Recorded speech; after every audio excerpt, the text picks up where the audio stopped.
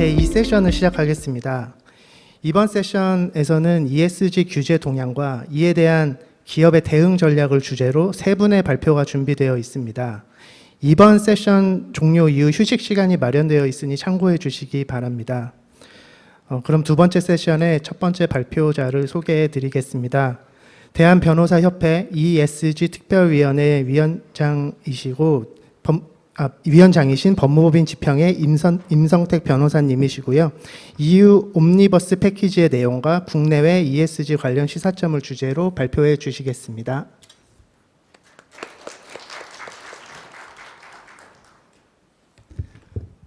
네, 안녕하세요. 반갑습니다.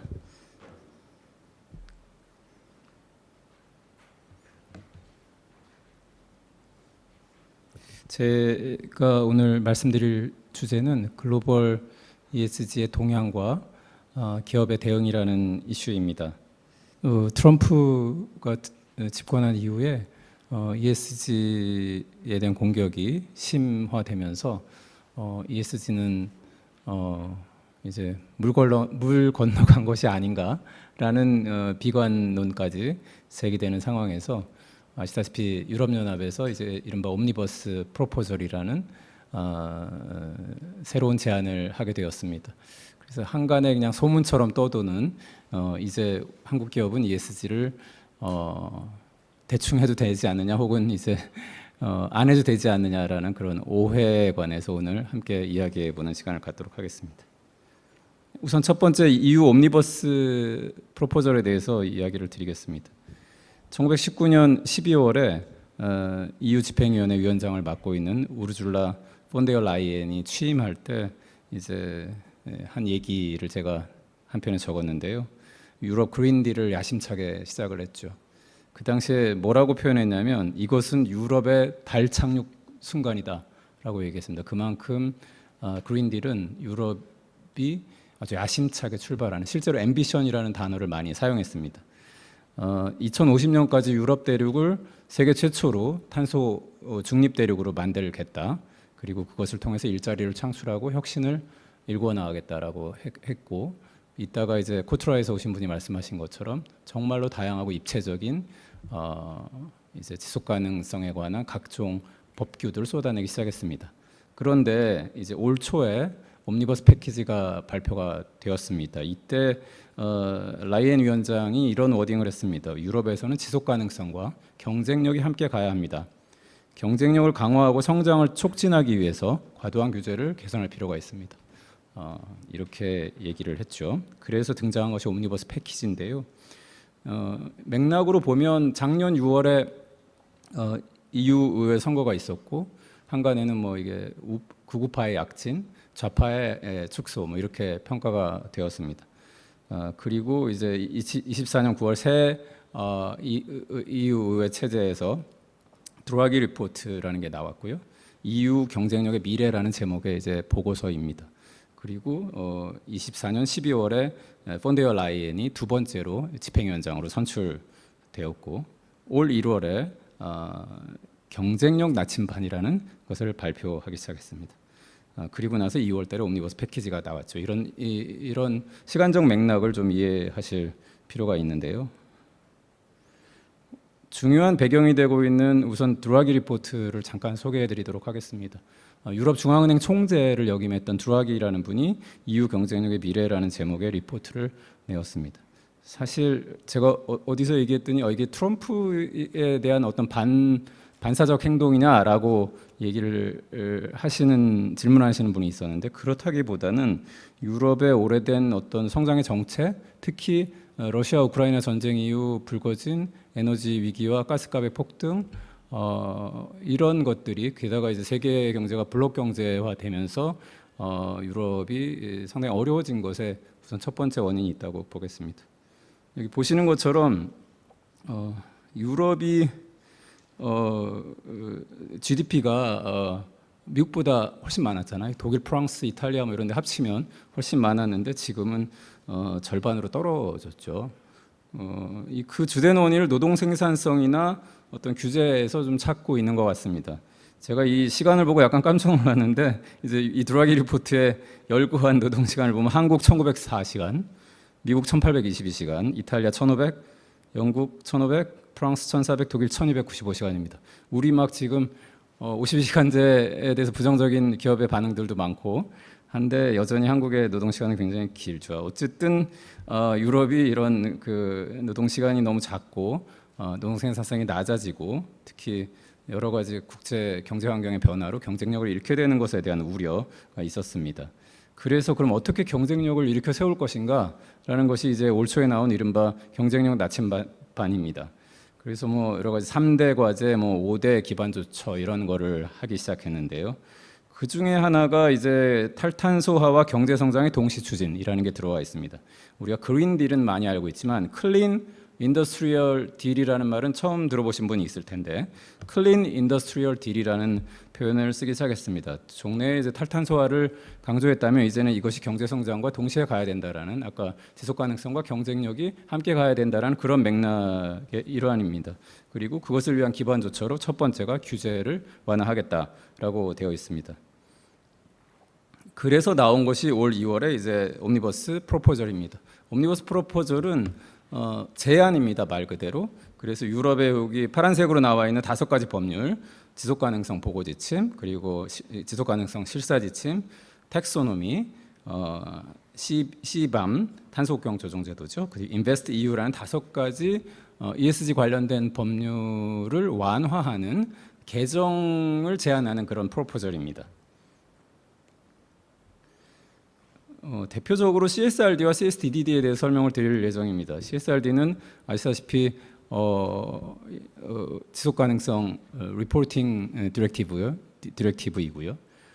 굉장히 범위가 크죠. 우리나라는 지금 뭐 여러 논의가 있습니다만은 주권상장법인 2조 이상부터 시작하자라는 논의가 대표적인데 지속가능성 공시에 관해서 유럽은 그냥 모든 대기업이 공시 대상이었습니다.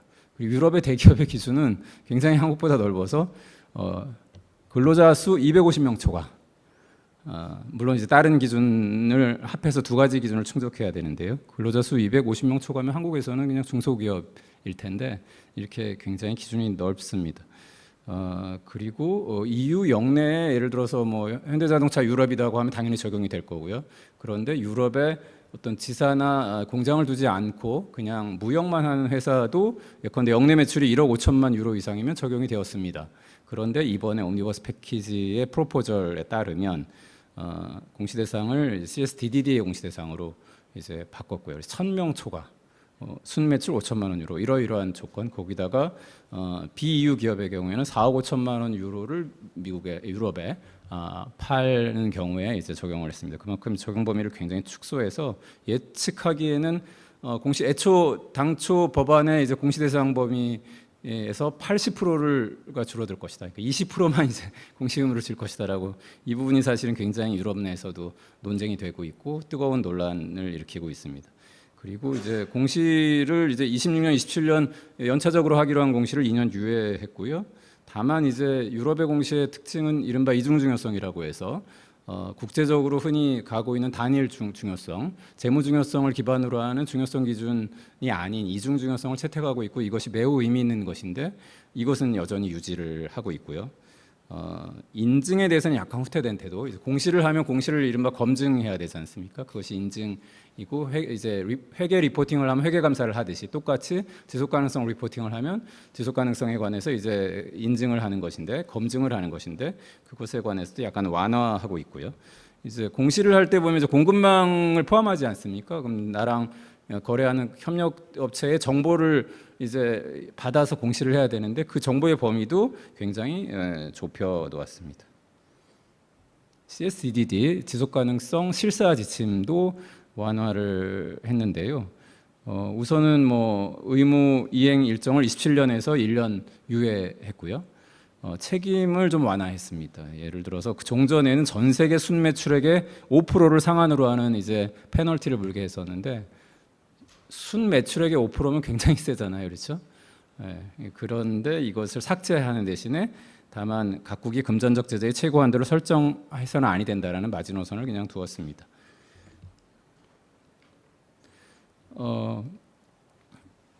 공급망 실사를 해서 약간 문제가 있는 공급망에 대해서 이제 계약을 종료시키는 규정이 있었는데 이것을 이제 삭제했고요. 그 밖에 여러 규정을 완화했습니다. 이거는 좀 중복된 장표라서 넘어가겠습니다. 텍소노미와 시밤 개정안은 그냥 오늘 시간 관계상 생략하도록 하겠습니다. 자료집을 참고하시기 바랍니다. 그러면 이렇게 2월에 제안된 옴니버스 패키지는 어떤 절차를 거치고 있는가? 사실은 제가 오늘 세미나를 앞두고 좀 다시 업데이트를 해보려고 했는데 생각보다 EU가 조용합니다. 그러니까 지금 뭐 관세 전쟁이니 막 이러면서 정신이 없는 것 같고요. EU 이사회나 EU 의회도 마찬가지이고. 그런데 이제 절차로 보면 이렇습니다. 우선은 EU 이사회에서 가중 다수결이라고 해서 이렇게 의결이 돼야 되고요. EU 의회에서는 다수결로 의결이 돼야 됩니다. EU 의회는 720석이고요. EU 의사회 가중다수 의결이라는 것은 뭐냐면 회원국의 55% 이상이 찬성하고 그 다음에 인구 비례로 65% 이상을 대표하는 국가들의 찬성이 있어야 됩니다. 나름 유럽에서 법률을 만드는 것이 이렇게 복잡한 것이죠. 그런데 이제 전망을 물어봅니다. 옴니버스 패키지가 이대로 갈 거냐, 아니면 수정될 거냐, 아니면 폐기될 거냐 이런 걸 많이 물어보는데 제가 나름 분석한 전망은 이제 요 그림인데요. 이게 현재 유럽 의회의 이제 지형도입니다. 유럽 인민당이 이제 지금 폰데어 라이엔 위원장이 소속되어 있는 정당이고 이른바 여당에 해당하고 이 중도 리뉴얼 유럽을 새롭게라는 정당과 소셜리스트 앤 데모크라츠라는 정당 세 개 정당이 열린 내각이 지금 폰데어 라이엔 위원장 내각인데 이 세 개의 정당이 입장이 약간 다릅니다. 우선 EPP는 뭐 당연히 주도하는 흐름이니까 이걸 적극적으로 지지하고 있고요.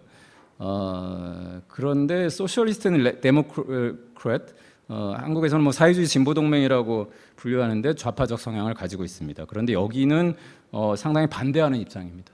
그러면 캐스팅 보트를 누가 질 것이냐? 오히려 그리고 저쪽 그 극우파도 반대합니다. 극우파는 왜 반대하냐면 아예 더 개정해야 된다. 지금 EU의 ESG 규제는 너무 세다 이렇게 반대하고 있고요.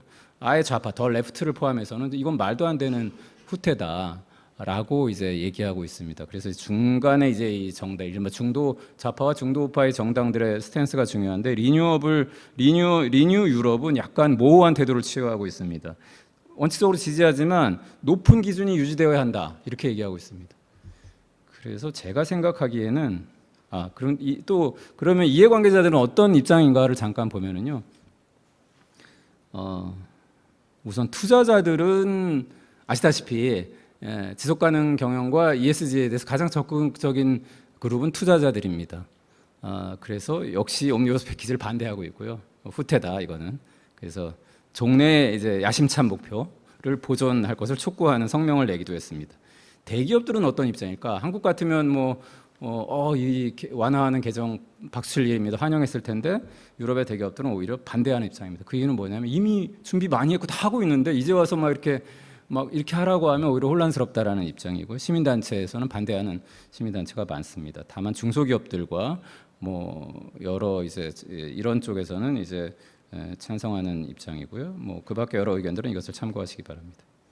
유럽에서는 이런 이제 흐름을 보이고 있고 아마도 원래 예정에 따르면 올 가을에 뭔가 의회와 EU 이사회의 절차가 있을 거라고 예상했었는데 약간 더 지연되지 않을까 이런 생각을 가지고 있고 이것이 지연된다는 건 뭐냐면 기존의 이 발효된 법은 여전히 효력이 있습니다.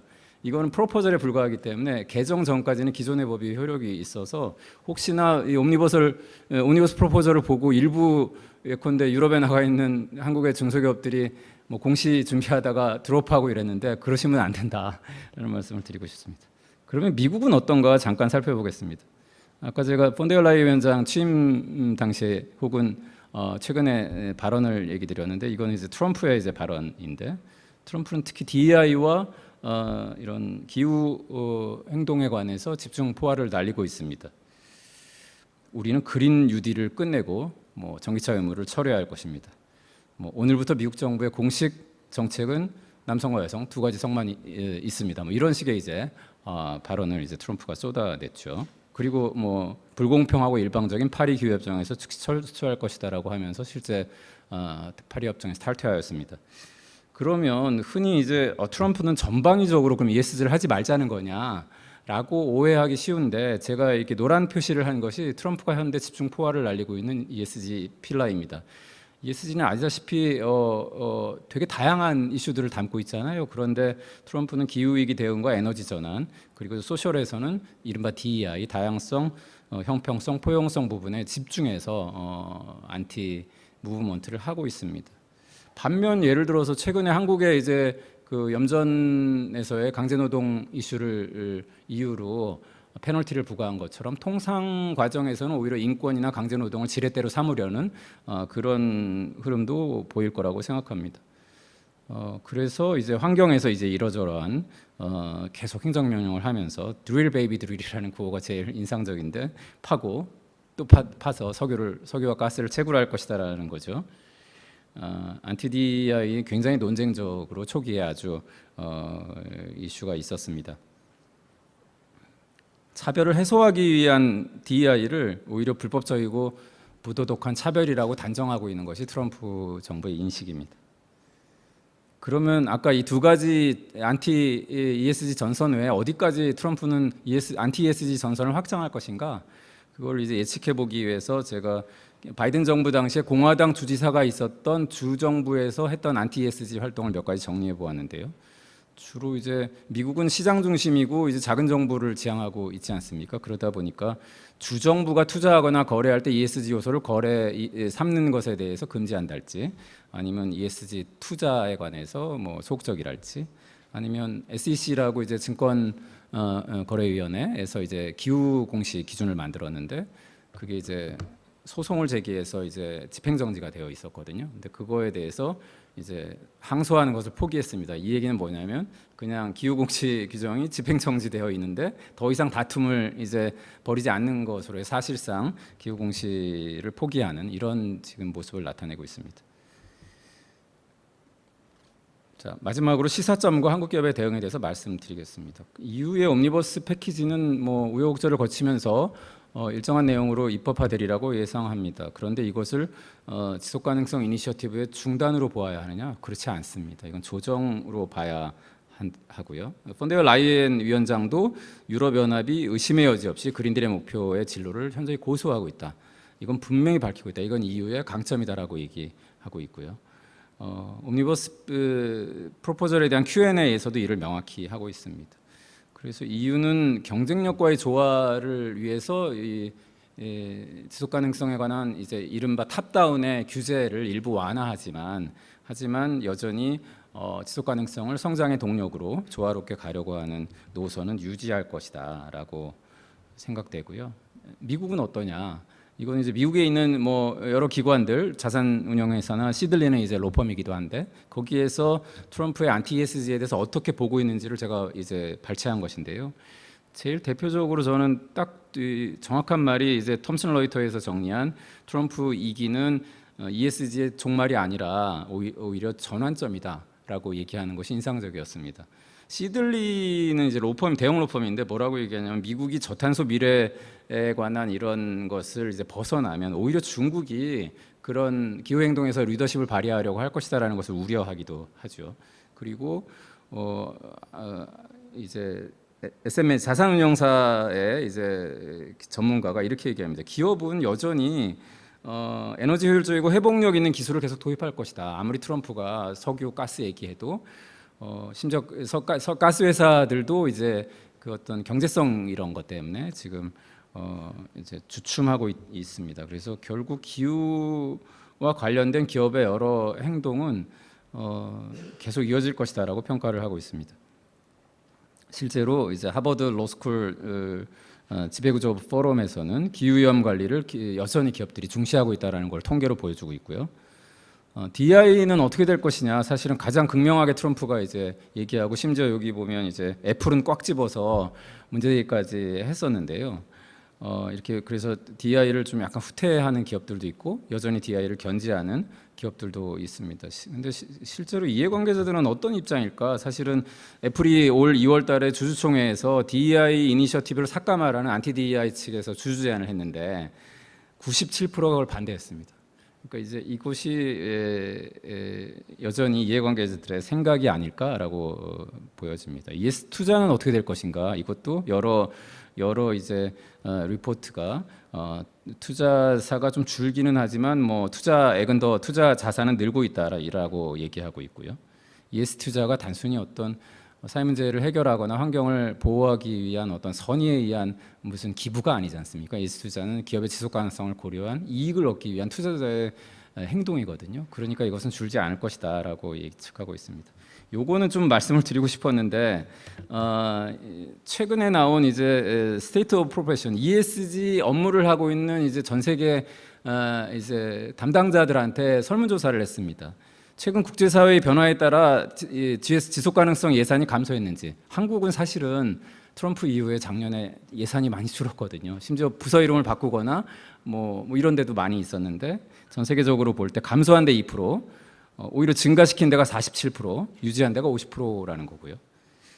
우리가 이제 스콥 3 이제 많은 대기업들이 고민하고 있는데 스콥 3까지 어떻게 측정하고 리포팅할 것이냐. 그런데 이 담당자들에 따르면 탄소 배출량을 측정하는 기업이 요 조사 대상자의 72%고 그 중에 스콥 3까지 측정하는 데는 68%라는 것입니다.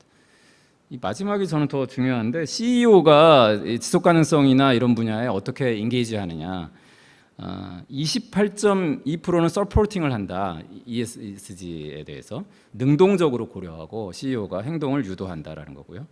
리딩 이건 더 한 발 더 나아가는 거죠. CEO가 그냥 아주 우리는 지속 가능성이 우리의 목표야 뭐 이렇게 하는 기업들이 23.2%. emerging 이제 단순한 이제 우리가 규제가 있으니까 해야지라는 걸 넘어서서 적극적인 참여를 시작한 데가 23.1%라는 것입니다. 한국은 어떨까요? 제가 보기에는 emerging이나 규제가 이제 곧 닥칠 거니까 뭐 해야 되지 않을까? 뭐 이런 수준이라면 오히려 글로벌리는 이런 상황이다. ESG가 필요한 이유는 무엇일까요? 규제 때문인가요? 우리가 한국은 사실은 그동안 별 규제가 없었지만 우리는 ESG를 했습니다. ESG는 단순히 규제를 넘어선 시장의 변화, 투자자의 변화, 금융의 변화, 공급망의 변화, 소비자의 변화에 따른 거잖아요. 그래서 어떤 약간 전 세계 규제가 약간 주춤하고 있다고 해서 ESG를 안 할 것은 아니다. 이건 기업의 지속 가능한 미래를 위한 투자이기 때문이죠. 특히 ESG 경영이라는 것은 뭐 사회공헌이나 사회적 책임의 이행이 아니지 않습니까? 그 초기엔 그런 오해가 있었는데 오히려 지속 가능한 성장 전략이죠. 그래서 어떻게 기업이 장기적 이익을 그리고 장기적으로 성장할 것이냐라는 것입니다. 특히 ESG 공시는 전 세계적인 흐름이죠. 우리나라도 새 정부는 지난 정부에서는 공시 시기를 자꾸 미뤄왔는데 최대한 앞당기겠다라는 것이 현재 여당 의원들의 입장인 것으로 알고 있습니다. 앞서서 말씀드린 것처럼 ESG는 결국 이해관계자로 대변되는 자본주의 변화에 능동적으로 기업이 대응하고 사회와 환경의 변화에 능동적으로 대처하는 것이라고 한다면 결국 우리 기업들은 오히려 이런 조정기에 제가 이제 벤치마킹을 많이 해보면 한국 기업의 ESG 수준은 일본 기업하고 한 5년 차이가 있는 것 같고요. 평균적으로 유럽 기업과는 10년 이상 차이가 벌어져 있는 것 같습니다. 오히려 유럽과 미국이 주춤할 때 한국 기업들이 좀 더 따라잡을 수 있는 기회가 아닌가 그런 생각을 합니다. 그래서 ESG에 대한 관점을 바로 세우고 ESG에 대한 대응을 철저히 해나가는 것이 필요하지 않을까라는 말을 마무리로 하면서 제 이야기를 마치도록 하겠습니다. 감사합니다.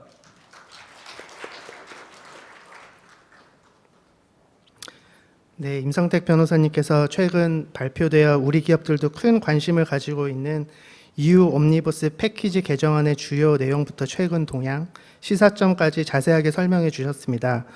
오늘 참석하신 모든 분들에게 실질적으로 많은 도움이 되는 내용이었을 것 같습니다. 참고로 임성택 변호사님께서는 패널 토의에도 참여하실 예정입니다. 발표 내용과 관련해 궁금하신 점이 있으신 분들께서는 패널 토의 질의응답 시간을 활용해 주시기 바랍니다. 온라인 참석자 여러분께서는 채팅창을 통해 질문을 남겨주시면 되겠습니다. 다음 발표는 노무법인 조율의 김소리 대표 노무사님께서 맡아주시겠습니다. 인권 실사의 주요 이슈와 이에 대한 기업의 대응 방안을 내용으로 발표해 주실 거고요. 인권 실사는 OECD 가이드라인과 유엔의 기업과 인권 이행 원칙에서 강조하는 핵심 요소인 만큼 관심 있게 들어주시면 좋을 것 같습니다. 그럼 김소리 대표 노무사님을 모시겠습니다. 안녕하십니까. 노무부인 조율의 공인노무사 김소리입니다. 저는 이제 인권 실사와 주요 이슈와 대응 방안에 대해서 논의를 하는데요. 앞서 이제 다른 분들이 발표를 하셨을 때는 어떻게 보면은 우리 기업의 현황과 ESG와 관련해서 한 숲에 대한 전반적인 트렌드를 발표해 주셨다면은 저는 그 숲 안에서 특히 현재 국내 기업이 어떻게 되면서 그리고 국내 기업 특히 국내 기업이 국내에서 할 뿐만이 아니라 해외 수출할 때 또는 해외에서 국내에 진입할 때 이 기업들이 인권과 관련해서 어떤 부분이 지금 문제가 되며 어떤 부분을 조금 더 집중적으로 보며 향후 이런 부분에 대해서 어떻게 대응할지에 대해서 오늘 발표를 하겠습니다. 이제 제가 발표해 드리는 내용은 그렇게 어렵지 않기 때문에 교재를 보시는 것보다 차라리 저를 보시는 게 조금은 더 쉬우실 거예요. 자, 생각해보기 이사를 하나 준비했습니다. YN Result라고 하는데 첫 번째는 앞서 우리 이제 발표자분께서 말씀해주신 태양염전 사례입니다. 예, 어느 날 갑자기 트럼프 정권에서 발표를 했죠. 생산지가 태양염전, 즉 원재료가 태양염전이라고 되어 있는 곳에서 이제 가공을 해서 만든 제품은 미국 내에서 받아들이지 않겠다고 했습니다. 이 사례 같은 경우에는 사실은 그 여러 가지 우리가 최종적으로 고객들에게 제어와 서비스가 이렇게 닿을 때 중요한 것은 직접 그것을 판매사가 아니라 이게 제일 처음부터 시작된 원산지부터 관리를 해야 되거든요. 태암염전 같은 경우에는 구조가 상당히 독특합니다. 실제로 태암염전은 어떻게 보면은 그 염전이라는 곳의 임대인이고 거기에 이제 소사장 개념으로 염주들이 있고 그리고 그 안에는 근로자인 염부가 있습니다. 이 당시 문제됐던 거는 사실은 그 시사 프로나 다른 곳에서 이제 많이 부각된 거는 이 염부들 즉 근로자들의 그 숙식을 하는 곳이나 아니면 뭐 식당, 안전 뭐 이런 게 문제가 된다라고 하는데 실질적으로 법에서 엄밀히 보면은 국내법 같은 경우에는 이 근로자에게 사업주는 급여만 지급을 하면 되지 뭐 어떻게 잠을 잘 거며 밥을 어떻게 먹을 거는 사실은 해당 근로자가 자신이 번 임금으로 해결되어야 될 사항이기 때문에 극단적으로 하면은 문제가 되지 않았습니다. 그래서 인권적인 차원에서는 급여가 지급되냐 안 되냐를 넘어서 이 사람들을 숙식하는 곳 그리고 이 사람들의 뭐 음식이나 이런 게 더 문제가 될 수 있었지만 그거를 사실은 실질적으로 잡기는 어려웠어요. 국내법적으로. 근데 국내법에서 지금 미국에서 문제를 삼았던 거는 이것이었습니다.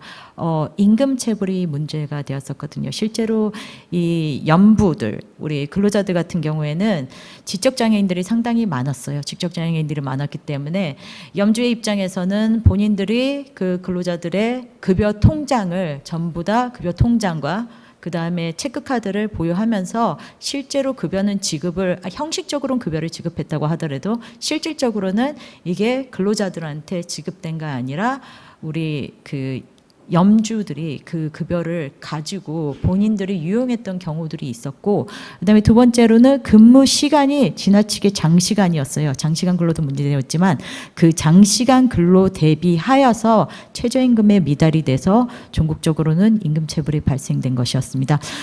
이런 경우가 사실은 이제는 한국에서는 많이 근절되었다고 하더라도 이렇게 어느 정도 이렇게 도심에서 떨어지거나 아니면은 그 인권과 관련해서 어떻게 보면은 조금은 이렇게 배제된 곳에서 아직까지 이런 일이 있는데 기존엔 단순히 국가의 제재를 받으면은 끝난다라고 하지만 지금 환경이 ESG 환경이 되었기 때문에 이 원산지 같은 경우에서는 특히 중요한 게 해당 그 나라의 법을 위배되지 않는 게 가장 중요하거든요. 그래서 이 사건 같은 경우에는 사실은 그 임금체불이 문제가 돼서 끝내는 저 미국에 있는 곳까지 납품 중단, 거래 중단이라는 제재가 취해진 경우입니다. 그리고 두 번째로 이제 우리가 생각해야 볼 문제는 이제 명품을 많이 만드는 회사입니다. 이것 같은 경우에는 사실은 실질적으로 가방 하나를 만들더라도 작은 가방 하나가 300만 원, 뭐 400만 원 더 고가일 수가 있는데 이 당시에 이거를 뭐 중국이나 아니면 제3세계에 제조를 이제 제조 공장을 두었습니다. 이때 인건비가 사실은 뭐 8만 원에서 13만 원 총 제조 원가가 그 정도밖에 안 되는데 실제로 근로 시간도 지나치게 장시간이었고 임금 체불도 있었고 그러니까 거의 강제 노동에 해당될 정도로 문제가 됐습니다. 이 경우 같은 경우에는 사실은 그 생산지, 가방의 생산지인 중국이나 제3세계에서 문제가 아니라 그 가방을 만드는 본사인 이탈리아 법원에서 문제가 됐다고 해서 이 경우 같은 경우는 현재 소송이 진행 중이고 향후 이게 판결이 확정될 경우에는 실질적으로 해당 기업에 대해서 제재가 나타날 수 있습니다.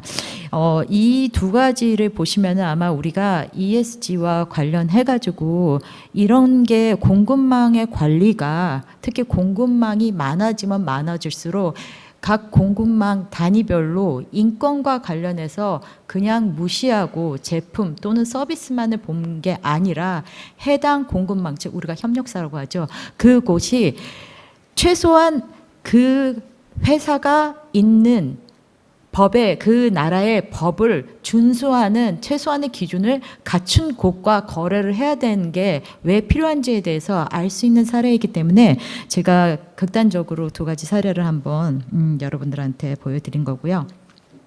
자, 인권 분야의 특수성부터 말씀드리겠습니다. 사실은 여러분, 인권 지표는 특정하기가 어려워요. 우리가 특히 S 분야 소셜이라고 하는데 이 분야에서 직접 인권과 관련돼서는 인증제도라는 게 도입이 되기 어렵습니다. 그 이유는 사실은 이게 사람과의 관계고 저희가 이렇게 설명을 드릴 때 이 사람과의 관계는 어떻게 보면은 여러분 가족 내 관계에 대해서 예시를 많이 드는데 그 관계에 있어서 저희가 예시를 듣습니다.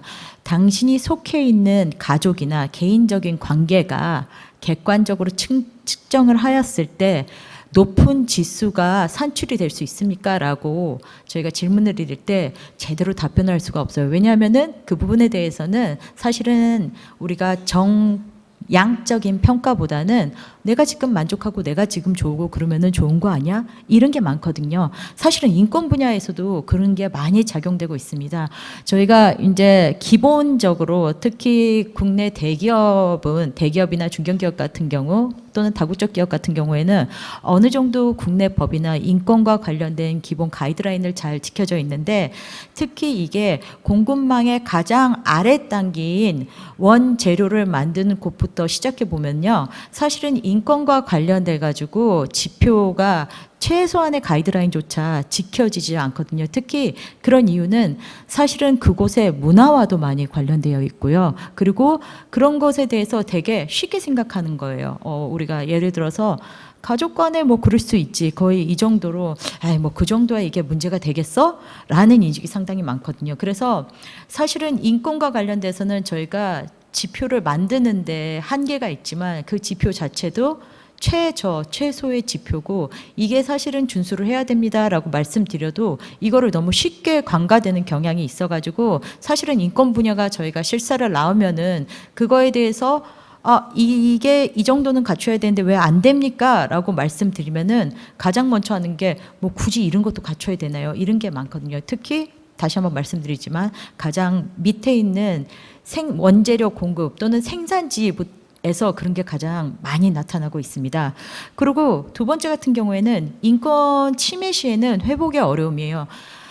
왜냐하면은 그 조직 문화가 그 인권 침해 여부에 정말 많이 달려 있거든요. 이런 조직이 있습니다. 우리가 흔히 말하는 마초적인 조직. 그래서 이 남녀 평등이나 뭐 예를 들어서 우리가 새로운 뭐 제3의 성이라든지 그런 거를 별로 인정하지 않고 특정 성에 대해서 우대를 한다든지 특정 문화나 그런 가치에 대해서 우대를 한다든지 아니면은 유리천장이 높은 그런 조직 문화가 있을 수 있습니다. 그런 조직 문화에서 지속적으로 그리고 장시간 인권 침해가 있음에도 불구하고 이 부분에 대해서 뭔가 개선을 하려거나 그럴 때는 이 상당히 어려움이 있거든요. 문화 자체에 대해서 변화가 있어야 되는데 이 문화의 변화라는 거는 사실은 단시간 내에 이루어지는 게 아니라 조금씩 궤도를 통해서 이루어지는데 이게 정말 어렵습니다. 그래서 인권 침해가 좀 횡행한 곳, 예를 들어서 대표적으로 장시간 근로, 그다음에 임금 체불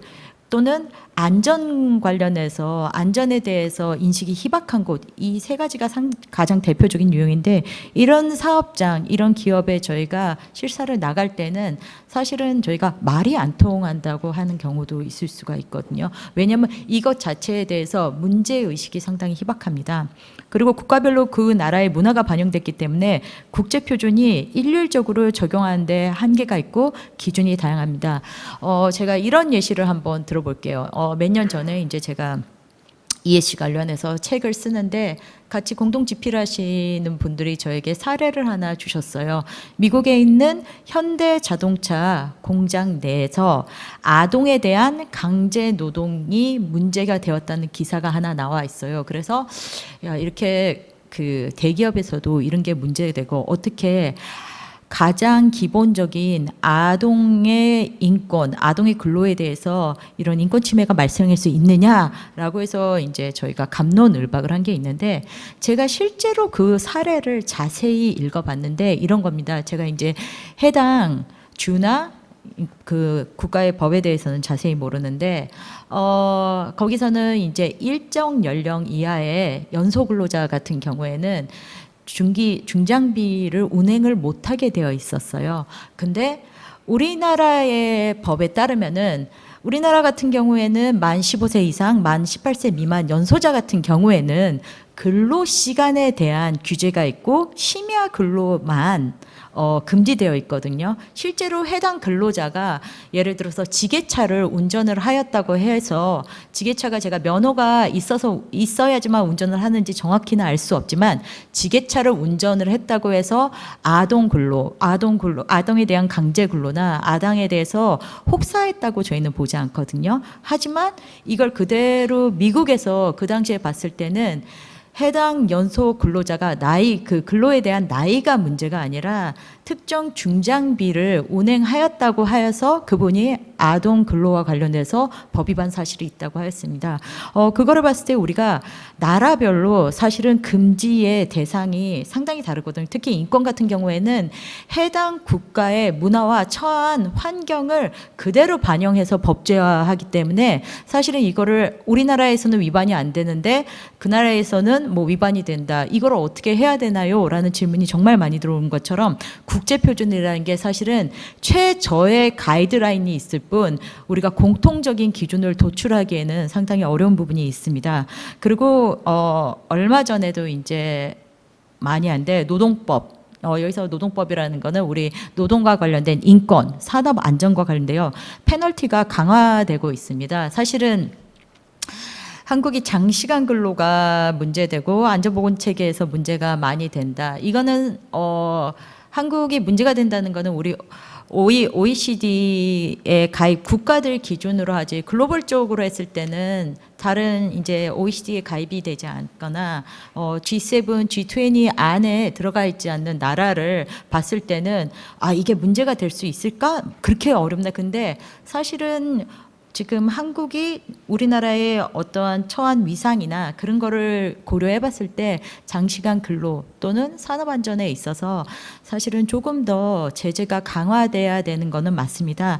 근데 어제도 발표를 했지만 중대재해와 관련해서 지금 페널티를 조금 더 강화를 하겠다 이런 이슈들이 있고 고용노동부에서도 발표가 있기 때문에 이 부분에 대해서도 사실은 어떻게 보면은 어제는 인권 침해가 아니었는데 오늘은 이제 법이 개정됐거나 제도의 변경 또는 행정해석의 변경에 의해서 인권 침해로 판단될 여지가 있는 그런 분야입니다. 그리고 기업 내부의 인권뿐만 아니라 제일 앞에 말씀드렸지만 공급망, 협력사의 인권까지 포함해요. 기업의 인권 침해 여부를 우리가 기업을 판단할 때 보기 때문에 어떻게 보면은 우리 회사만 잘해야 되는 게 아니라 우리 회사가 거래하고 있는 곳에 인권 침해 여부를 파악하는 게 상당히 중요하다고 보이고 있습니다. 인권실사 대응 범위에서 한데요. 제가 이제 중소기업 쪽에서도 상당히 강의를 많이 하고 있습니다. 그래서 저희가 강의를 하기 전에 항상 조사를 한번 해봐요. ESG에 대해서 아시는 분, 그리고 공급망과 관련돼서 아시는 분, 그리고 우리 기업이 현재 ESG에 대해서 준비를 해야 되느냐 문의를 했을 때 형식 이제 ESG는 들어봤다. 그러나 나는 그거를 우리가 그 해당 사항이 있는지 없는지 잘 모르겠다라는 중소기업들이 상당히 많습니다. 이게 어떤 걸 시사했냐면은 지금 이 자리에 오신 분들이나 아니면 대기업, 중견기업 같은 경우에는 사실은 ESG와 관련해가지고 상당히 준비를 많이 하고 있습니다. 기존에 우리가 이제 그 ESG와 관련해서 공시는 원래 2025년부터 시작을 한다고 그래서 어느 정도 규모가 있는 기업에서는 준비를 상당히 많이 했는데 이제 2030년까지 미뤄졌는데 이 기업들이 이거를 준비를 할 때 사실은 우리가 공시의 범위를 우리 회사만 한정해서 한다면은 크게 문제가 없는데 우리 소셜 S 분야에서는 공급망 관리 동반성장 분야가 있잖아요. 이거와 관련돼서 우리 회사뿐만 아니라 우리 회사가 거래하고 있는 수많은 협력사와 관련해서도 인권 침해 요소가 없어야 되거든요. 근데 실질적으로 중소기업 같은 경우도 사실은 인권 침해 요소가 많습니다. 특히 한국에서 대표적으로 할 수 있는 게 장시간 근로, 그 다음에 안전보건, 그리고 임금체불, 그리고 최근에 가장 이슈화되는 게 2018년 이후로 우리가 법제화되는 게 고충처리, 직장 내 괴롭힘이 정말 많이 이슈화되고 있습니다. 그래서 그 부분에 대해서 단순히 공시가 의무화됐거나 어느 정도 자금력으로 그런 걸 관리할 수 있는 우리 회사뿐만 아니라 사실은 어떻게 보면은 어느 정도 준비되는 회사는 우리 협력사에 대한 이런 관리가 정말 필요하지 않는가 싶습니다. 예를 하나 들어보면은 그 구로 디지털 단지 쪽이 원래 한국에서는 구로공단이라고 해서 제조업체가 많았었고 저희 거래처 중에서 그 하네스 케이블이라고 해서 그 반도체 케이블을 제조하는 업체가 있었는데 이 업체에서는 실질적으로 국내에 있는 소규모 업체이기 때문에 ESG와 관련해서 크게 준비를 하지 않고 있었습니다. 근데 해당 회사에서 지금 해당 회사에서 삼성하고 LG 반도체하고 거래를 하는데 어느 날 삼성과 LG 반도체에서 이런 증빙 서류를 내라 그랬습니다. 우리 회사가 인권 침해가 없다는 부분에 대해서 입증할 수 있는 일체의 서류를 제공해 주십시오. 예. 이게 무슨 의미냐면은 공급망이 관리가 안 되면은 삼성과 LG 같은 경우에는 당장 EU로 직접적으로 완제품을 수출하는 곳이기 때문에 가장 밑에 있는 공급망까지 인권을 관리를 하겠다 이 뜻이거든요. 그래서 다시 한번 여기 그림에도 있지만 저희가 맨 위에 있는 재화 서비스 공급 기업의 문제가 아니라 실제로는 재료 공급처부터 우리가 인권 관련된 분야에서 관리가 필요하다고 말씀드릴 수 있습니다. 그래서 간단하게 인권실사 주요 내용 및 대응 방안을 보시면은 이걸로 이제 전부 다 이렇게 커버가 된다고는 말씀드릴 수 없지만 우리 이제 우리 기업 내부만 본다면은 기업 내부와 관련돼서도 뭐 인사노무, 뭐 정보 보안, 지역사회 등과 관련해서 이제 전부 다 관리를 해야 되는데 사실은 어느 정도 근로 시간이나 그다음에 임금 이 부분에 있어서 어느 정도 국내를 기준으로 법 위반 사항이 없다면은 나머지 부분에서는 저희가 지금 당장 할 수 없다면 순차적으로 이와 관련해서 뭐 고충 처리라든지 아니면 남녀의 비율이라든지 이런 부분에서 순차적으로 하지만 1차적으로는 저희가 근로 시간과 임금 그다음에 산업안전보건과 관련된 이 세 부분은 1차적으로 좀 정비를 해 주십시오라고 말씀드리고 두 번째로는 외부 공급망과 관련돼서 좀 관리를 해 주십시오라고 하는데 실제로 외부 공급망이 어디까지인지 범위에 대해서 되게 애매해진 기업체들이 많거든요. 직접 나와 거래하는 협력사 저희가 1차 벤더라고 하거든요. 그 1차 벤더만 관리를 해야 되냐 그랬을 때 저희가 아닙니다. 최초의 원재료가 나오는 곳부터 최소한의 요구사항, 최소한의 법 준수에 대해서도 관리가 필요합니다라고 말씀드리고, 내부 같은 경우에는 우리 임직원뿐만 아니라 비정규직, 파견, 용역, 프리랜서까지도 전부 다 관리의 대상이 있기 때문에 이 부분 역시 우리 인권 실사할 때 다 파악하고 있으니까 이 부분도 관리를 해주십시오라고 말씀드리고 있습니다. 그리고 대응 영역에서도 말씀드리면은 당장의 모든 걸 실행을 할 수 없고, 딱 제가 이제 세 가지로, 이제 많지는 않지만 근로 조건, 근로 시간. 대한민국이 현재까지는 일주 52시간제인데 이 52시간제도 지금 줄인다고 하고 있습니다. 그럴 때 그러면은 근로시간이 절대적으로 줄어들 때 우리 기업에서는 어떻게 해야 되나요? 라고 말씀드리면, 저희는 유연근로제와 같이 다른 근로시간을 컨설팅을 하면서 이걸 어느 정도 관리를 하셔야지, 무조건적으로 이 시간을 고수를 하겠다고 할 때는 거래의 단절을 초래할 수 있습니다. 라고 말씀드리고 있습니다. 그리고 임금과 관련해서도 관리를 반드시, 국내에서는 최저임금, 생활임금까지도 나오는데 사실은 생활임금 같은 경우에는 지자체마다 기준이 다 다르더라고요. 그래서 최저임금을 반드시 꼭 준수를 해주셔야 되고, 그다음에 연령 이런 부분에서 좀 관리를 해주십시오라고 말씀드리고 있습니다. 그리고 이제 지금 가장 국내에서 다크호스로 등장하고 있는 게 산업 안전입니다. 많은 분들이 이제 그 인권과 관련된 분야에서 그래도 인증을 거의 유일무이하게 할 수 있는 게 산업안전과 관련해서 ISO 45001이 있거든요. 근데 국내에서 지금 활동을 하시거나 국내에 진출하시거나 그래도 국내에 뭔가 있다면은 국내에서는 사실은 그 안전보건과 관련해서는 위험성 평가 쪽으로 조금 더 주력해서 관리를 하시라고 말씀드릴 수 있습니다. 위험성 평가가 이제 5인 이상 사업장에 의무화되었고, 문제가 터졌을 때 위험성 평가 수행 유무에 따라서 그 기업의 제재나 손해배상 이 모든 게 다 달라지기 때문에 실제로 저희가 뭐 ISO 45001 인증도 좋지만 위험성 평가 분야에서도 조금은 관심을 두고 이렇게 기업에 대해서 이제 우리 인권실사에서 대응을 조금은 요청을 드리고 있습니다. 그리고 기준 같은 경우에 가장 질문이 많아요. 사실은 CSDDD가 작년에 3월 15일 날 통과가 됐잖아요. 그 당시에 이제 많은 질문이 어느 나라 법을 적용해야 되나요? 저희 같은 경우에는 수출을 목적으로 하는 기업인데 국내법만을 준수해야 되나요? 아니면은 해외에 그 뭐 EU나 뭐 그런 곳에 나오는 관련 법령들을 모두 준수해야 되나요? 라고 하는데, 사실은 이거는 저도 답변 드리기 어렵지만 가장 그 기본적으로는 한국에서 뭔가 활동을 하고 있는 범위 내에서는 반드시 국내법을 준수를 해야 됩니다.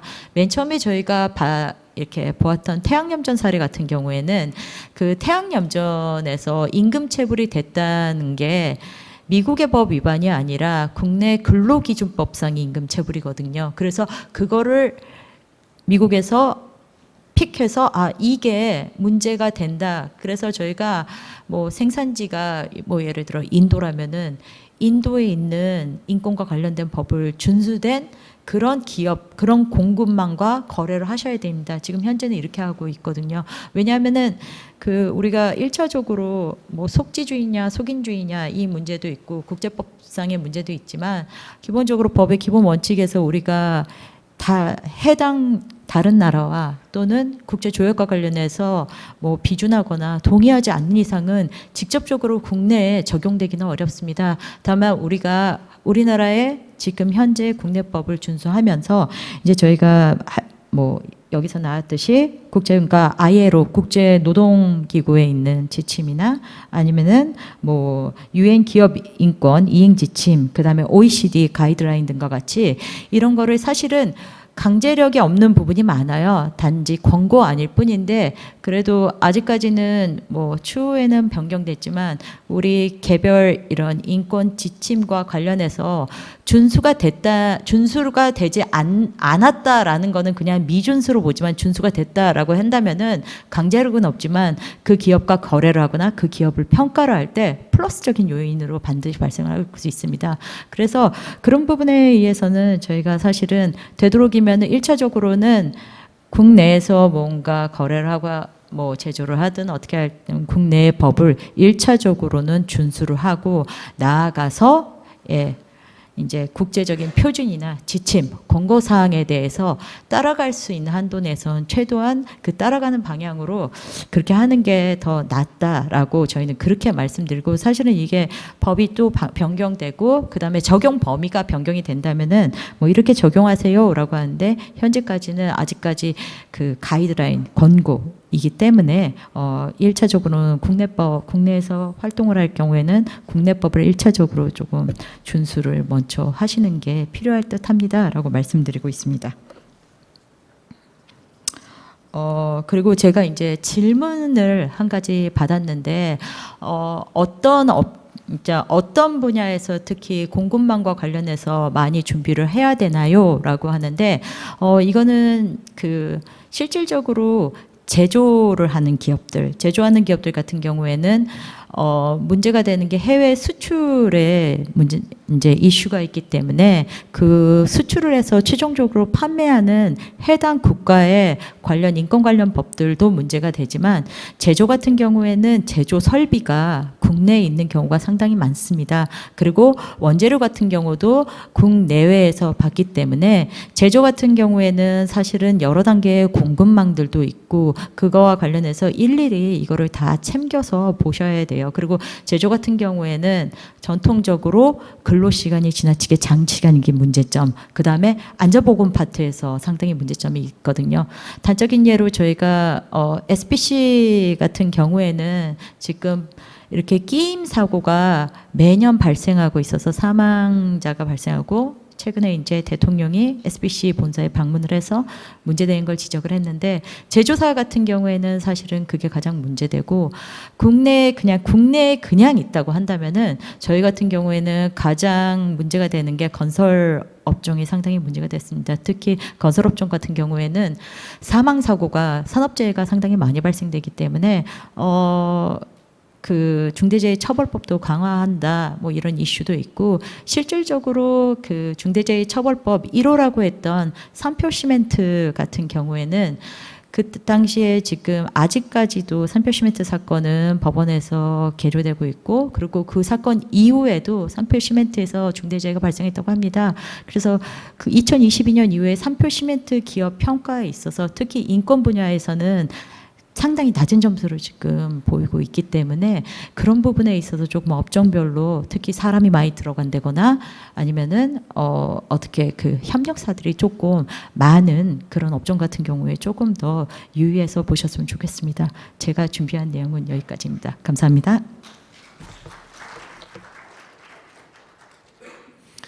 네, 발표 잘 들었습니다. 인권 실사의 중요성을 되짚어보고 실무적인 쟁점들까지 살펴볼 수 있었던 아주 유익한 시간이었던 것 같습니다.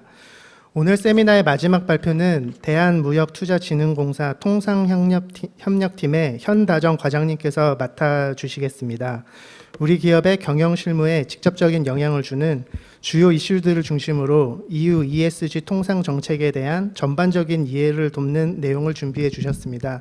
현다정 과장님을 모시겠습니다. 네, 안녕하십니까. 코트라 통상협력팀 현다정입니다. 사실 1시간 반 동안 집중하시기 굉장히 어려우실 텐데 제가 발표 자료를 굉장히 열심히 준비했으니까요. 저희는 ESG 통상 정책들, 글로벌 정책들을 모니터링 하는데, 요즘 보면은 사실은 그 앞서 발표에서도 언급이 되었듯이 ESG에 한물 간 거 아니냐, 이런 움직임도 있고, ESG라고 하면 사실 EU에서 선도주자로 이제 가이드를 많이 주고 있어요. 그래서 저희 팀에서는 EU ESG 정책들을 중심으로 모니터링하고 있고, 앞서 뭐 CSDD가 가장 많이 언급되긴 했는데 그 외에도 굉장히 많은 통상 정책들이 EU에서 ESG라는 명목으로 시행이 되고 있습니다.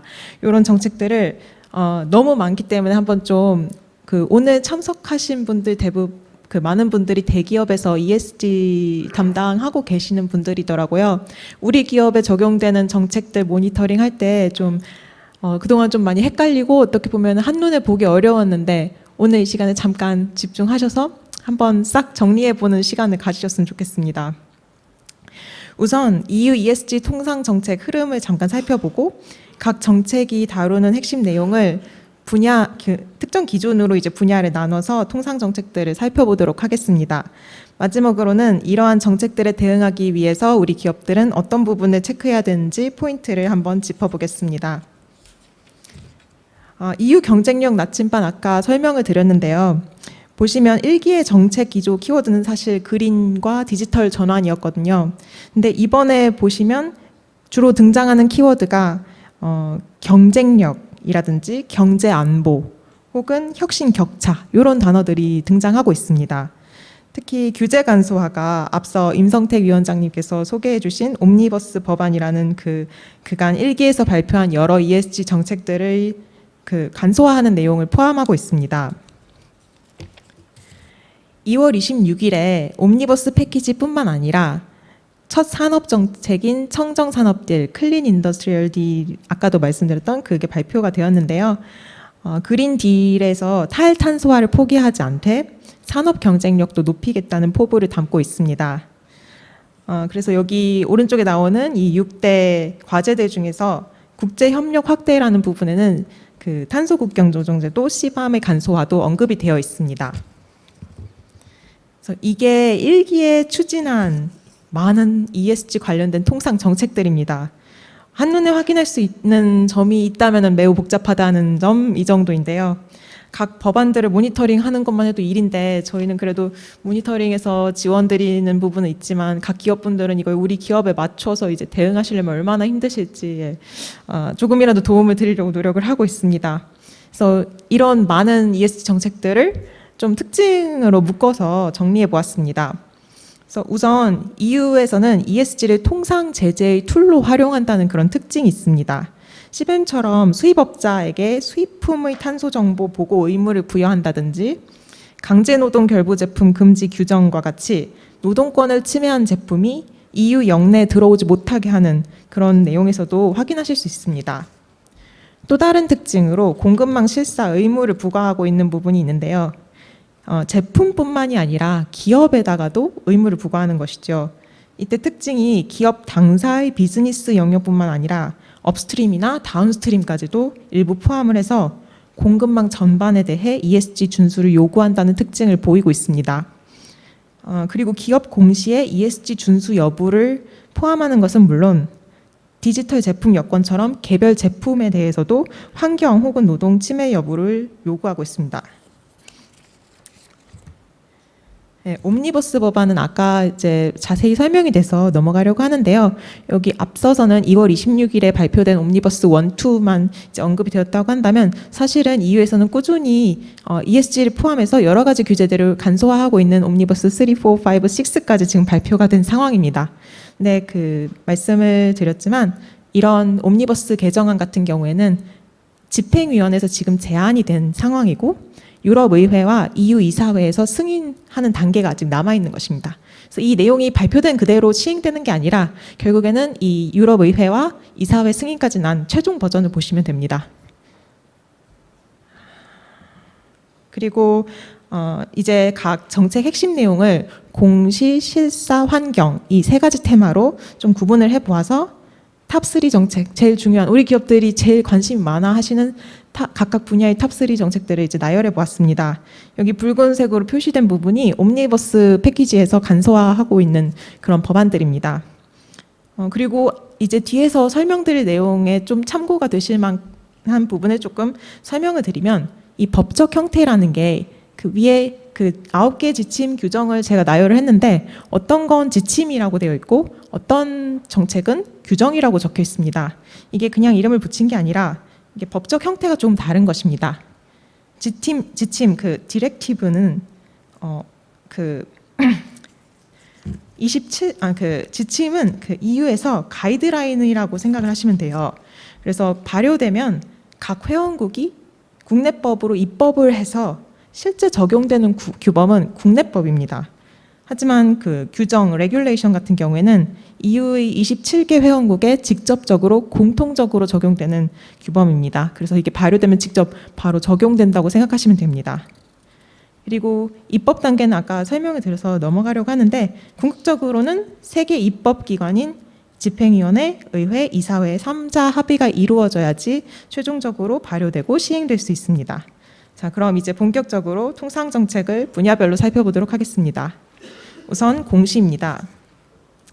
가장 대표적으로 기업 지속가능성 보고지침 CSRD가 있습니다. 지금 1월 1일부로 사실 대기업부터 단계적으로 적용되고 있는데요. 대기업들은 ESRS라고 하는 유럽 지속가능성 보고 표준에 따라서 ESG 항목을 공시하도록 되어 있습니다. 이게 지침인 디렉티브이기 때문에 자국법에 따라 조금씩 세부 내용은 다르고요.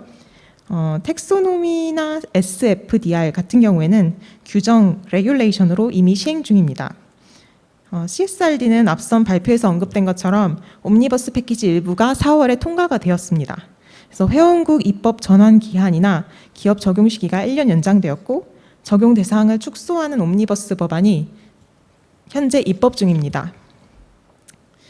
텍소노미는 기업이 공시하는 비즈니스 활동이 지속 가능한 경제 활동인지 판단하는 기준을 제시하는 그런 규정입니다.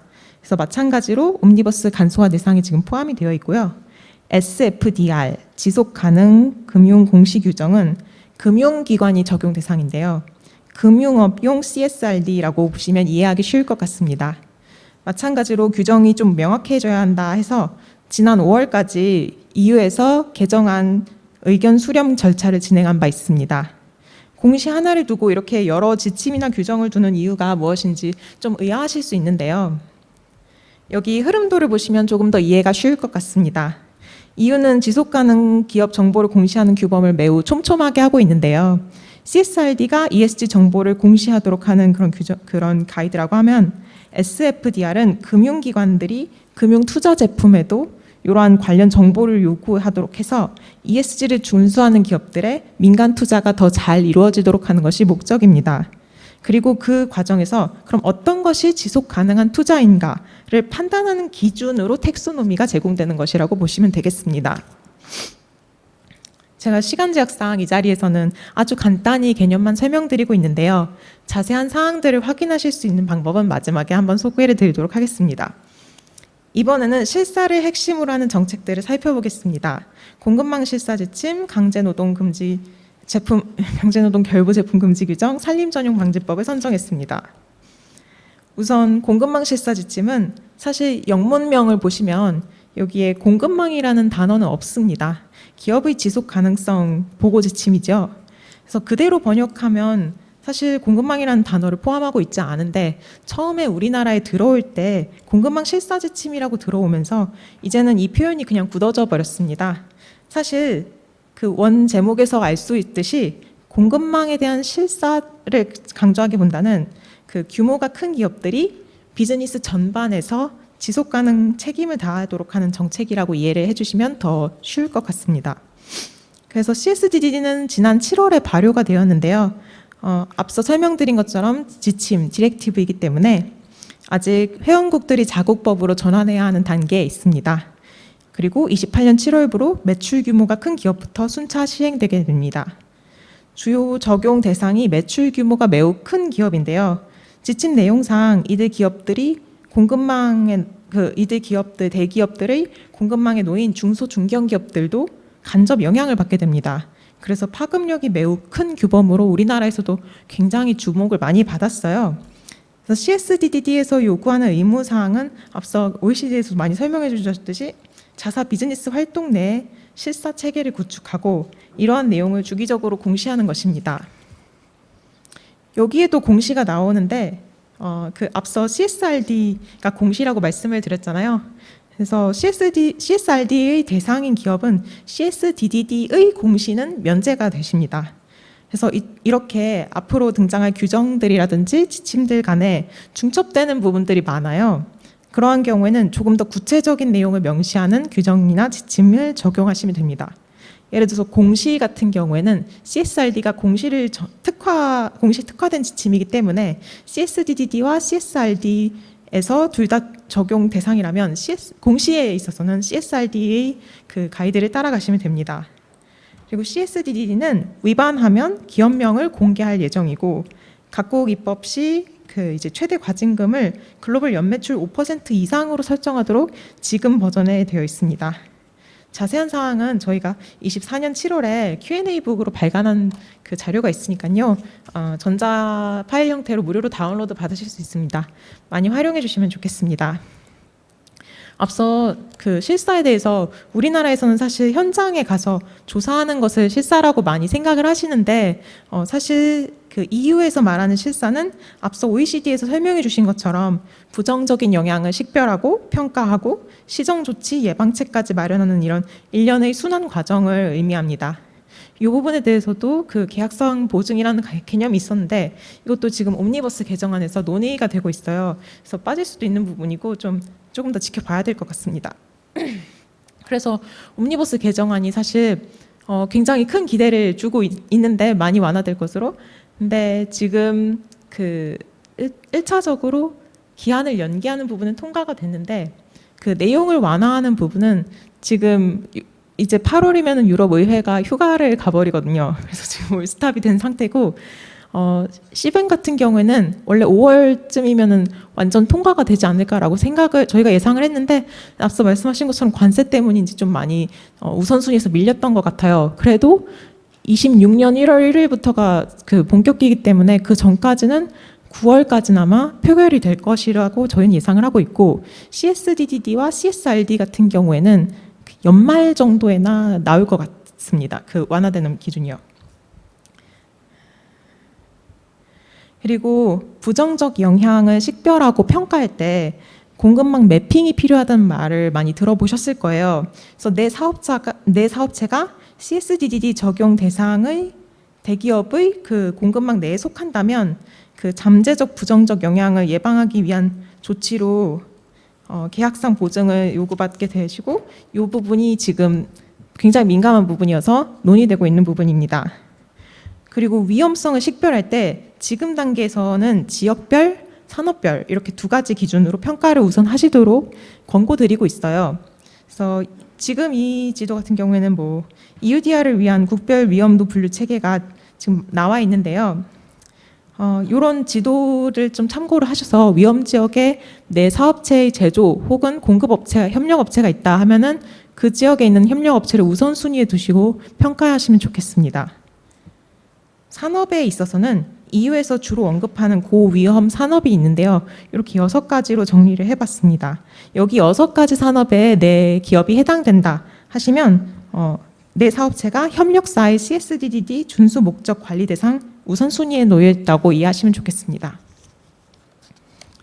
다음으로 12월에 발효된 강제노동 결부 제품 금지 규정이 있습니다.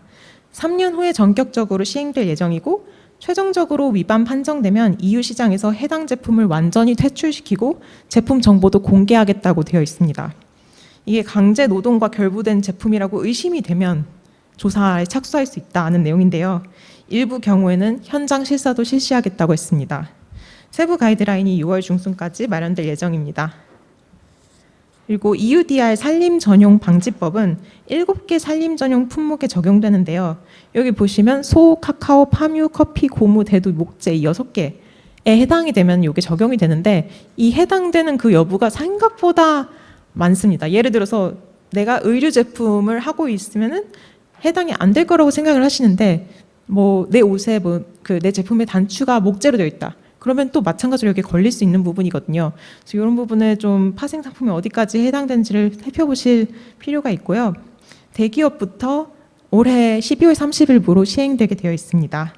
마찬가지로 실사와 정보 제공 의무가 있는데요.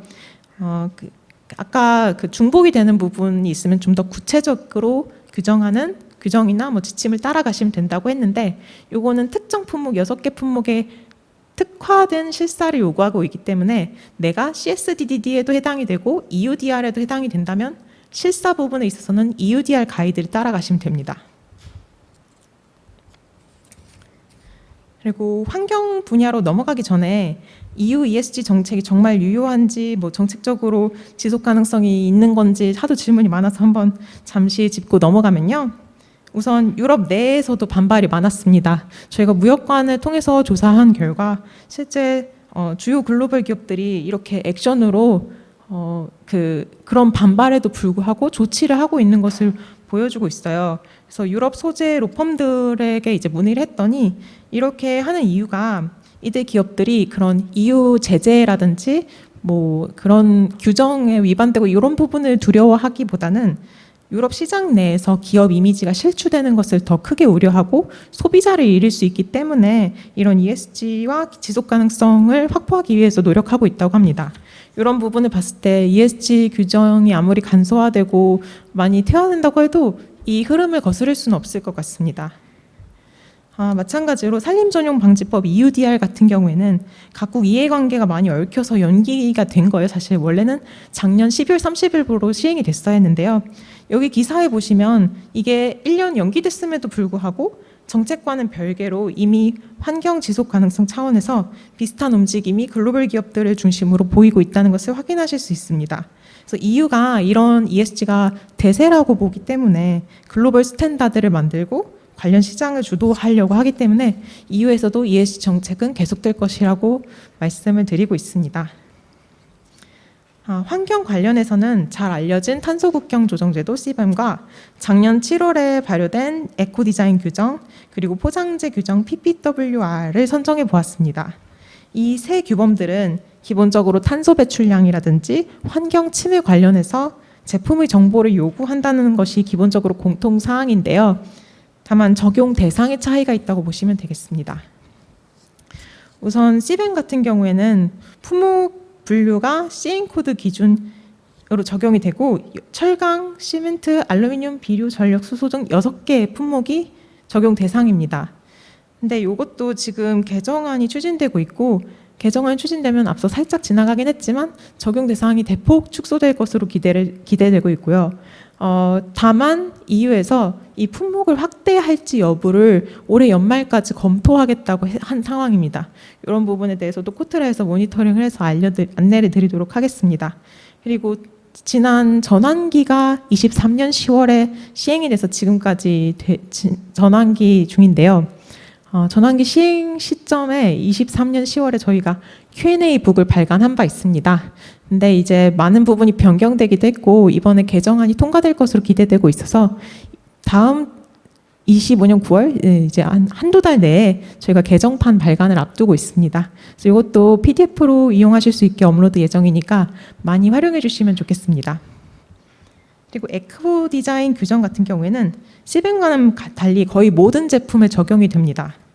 기본적으로 제품의 디자인, 기획 단계에서부터 환경 의무를 준수해야 한다고 주장을 하고 있고 향후 우선 적용 제품군을 발표하고 제품별로 순차 적용을 하겠다고 해서 하나씩 지금 발표가 되고 있습니다.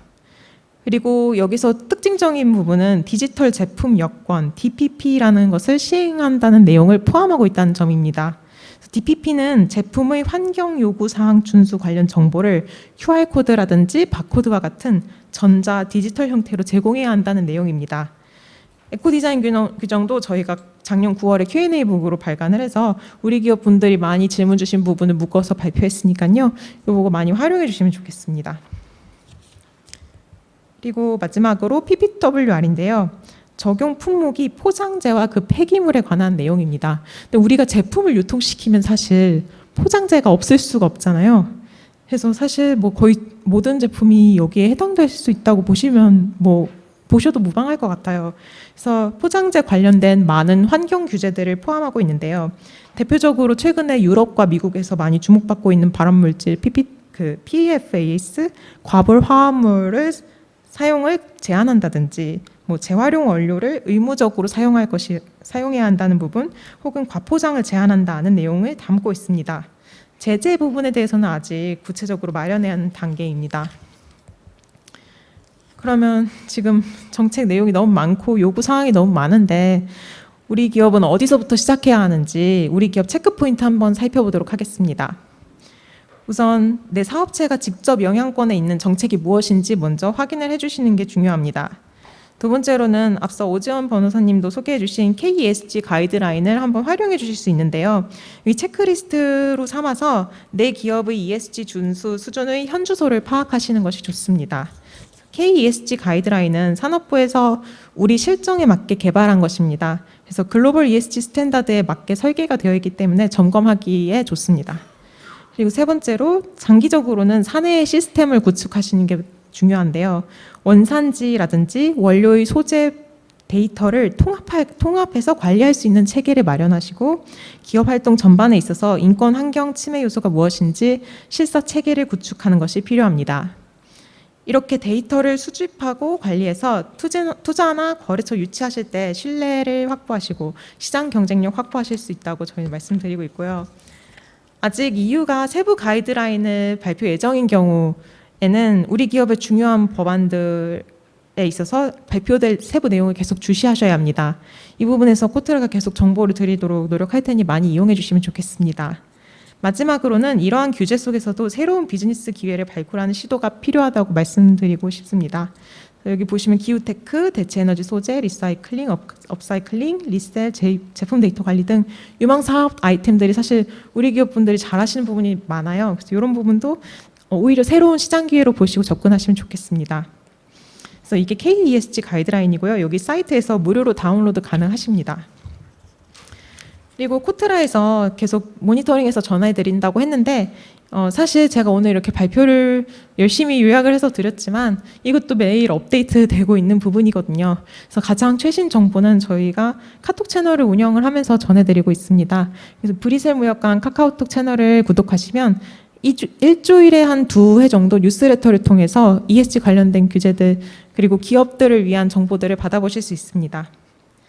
그리고 코트라 TV에 웨비나랑 세미나를 할 경우에 업로드도 많이 드리고 있고 여기 QR에서는 보고서도 이렇게 Q&A 북들 나열해 드린 거 다운로드 받으실 수 있으니까요. 많이 이용해 주시면 좋겠습니다. 제 발표는 이상으로 마치겠습니다. 경청해 주셔서 감사합니다. 이제 세미나의 마지막 순서인 패널 토의를 시작하도록 하겠습니다. 본격적으로 시작하기 전에 마이크 사용에 대해서 안내를 드리겠습니다. 질의응답 시간에 마이크를 사용하실 분들은 마이크 커버를 열어서 전원을 누르고 말씀을 하시면 되고요. 발언이 끝나시면 한 번 더 눌러서 종료를 하시면 되겠습니다. 네, 그럼 이제 세미나 마지막 순서인 패널 토의를 시작하겠습니다. 패널 토의는 앞선 1, 2세션의 발표 내용을 바탕으로 진행되며 현장과 오프라인 참석자 여러분의 질문에 대해 패널 분들께서 직접 답변해 주시는 시간으로 마련했습니다. 오늘 패널 토의의 좌장은 대한상공회의소 지속가능경영원 ESG 경영팀의 김현민 팀장님께서 맡아주시겠습니다. 그리고 첫 번째 토론자로 앞서 발표해 주신 대한변호사협회 ESG 특별위원회 위원장이신 법무법인 지평의 임성택 변호사님을 다시 모시겠습니다. 그리고 다음으로 CJ 미래경영연구원의 김용 박사님을 소개드립니다.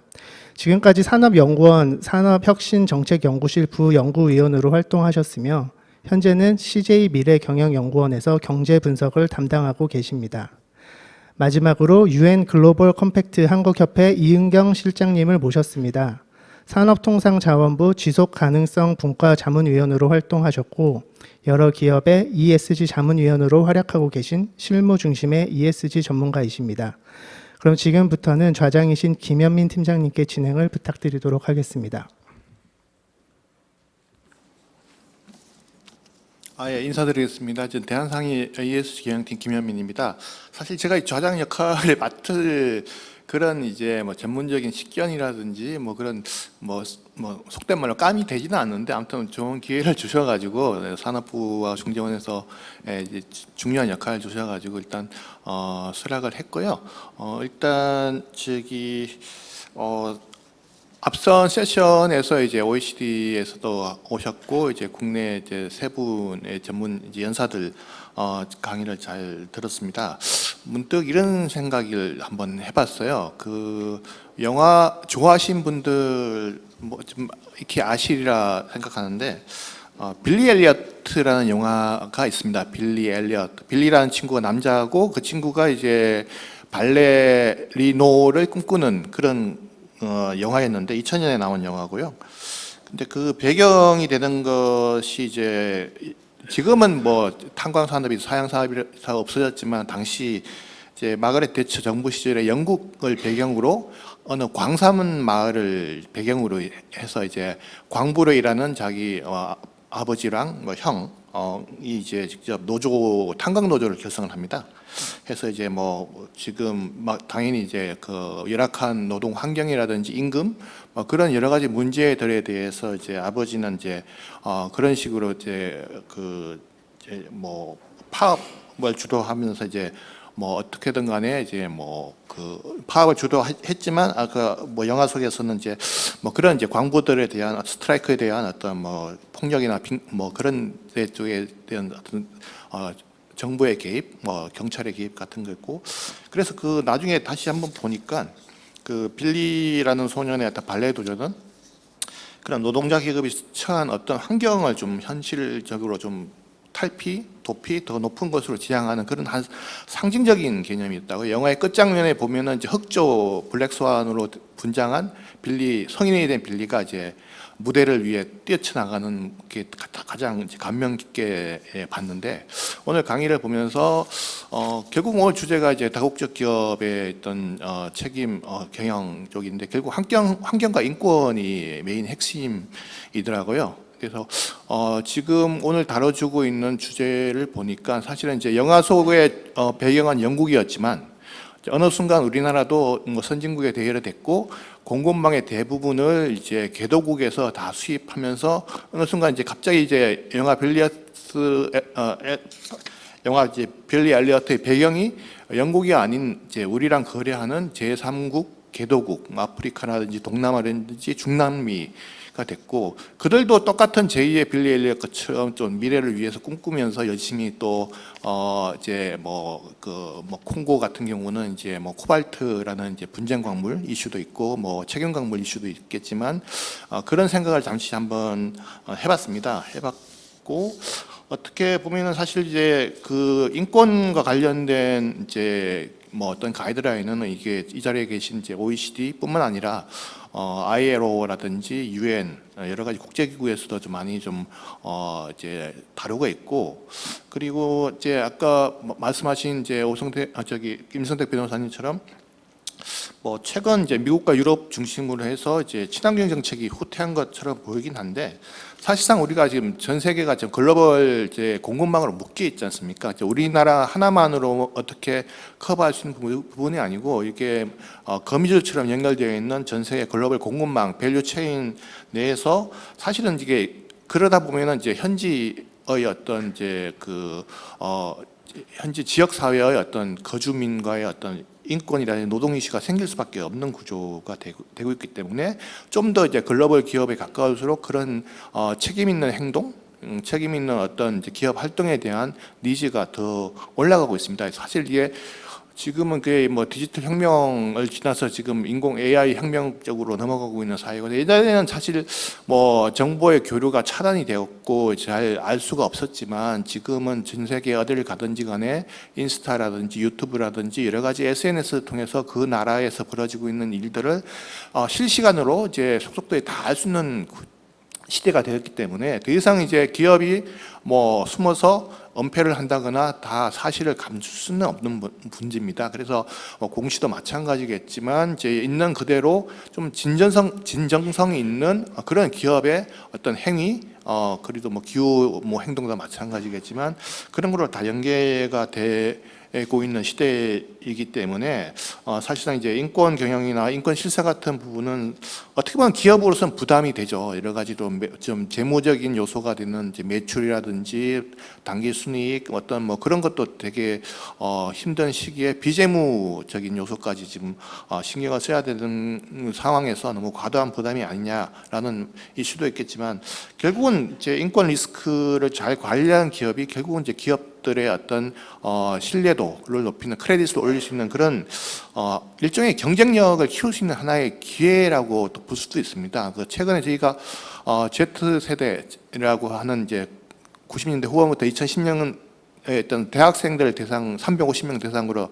설문조사를 해봤어요. 해봤더니만 그 친구들은 이제 뭐 짠테크라고 하더라고요. 이제 짜다 플러스 재테크의 뭐 이제 합성어인데 그 친구들은 이제 뭐 지금 돈이 많이 없기 때문에 대학생들이 이제 짠 테크를 살지만 결과적으로 자기가 구매 제품이나 기업의 뭐 어떤 물건을 이제 구매하는 포인트에서 그 기업이 ESG 경영을 잘 실천하고 있는지 그리고 착한 기업인지에 따라서 조금 더 비싸더라도 그 제품을 사겠다. 예를 들면 비건 제품이라든지 친환경 제품이 이제 좀 자기네들이 이게 이제 미닝아웃이라는 용어를 쓰더라고요. 미닝아웃은 자기의 어떤 소비 신념에 맞춰서 조금 비싸더라도 그 제품을 기꺼이 구매하고 친환경 활동에 뭐 제로 웨이스트라든지 이제 뭐 그 리필 스테이션으로 해서 요즘 뭐 컵 스타벅스 가더라도 뭐 이런 이제 일회용 컵보다는 이제 텀블러에 받아서 많이 그 친구들이 이제 실천을 하더라고요. 시대가 바뀌었고 사람이 바뀌고 환경이 바뀌었기 때문에 사실 기업들도 좀 바뀌어야 된다는 것은 이제 변함이 없을 것 같습니다. 근데 뭐 인권 정책이나 개념이 워낙 넓고 또 국가별로 상이하기 때문에 사실 이제 기업 실무자들 뭐 질문도 많이 주셨는데 뭐 도대체 어떻게 하란 말이냐 좀 많이 고민이 많은 것도 사실입니다. 그래서 이런 자리가 이제 상당히 좀 또 정보를 또 교류할 수 있는 장이 되기 때문에 오늘 세미나가 상당히 좀 의미가 크다. 그리고 바쁜 시간에도 불구하고 이제 직접 이제 한국을 찾아주신 OECD 관계자분들 또 좋은 또 정보를 주셔가지고 상당히 이제 감사를 이제 드립니다. 그래서 사실 오늘 지금 뭐 자유 토론은 이제 여러분들이 주신 이제 질의응답을 중심으로 진행을 먼저 하겠는데요.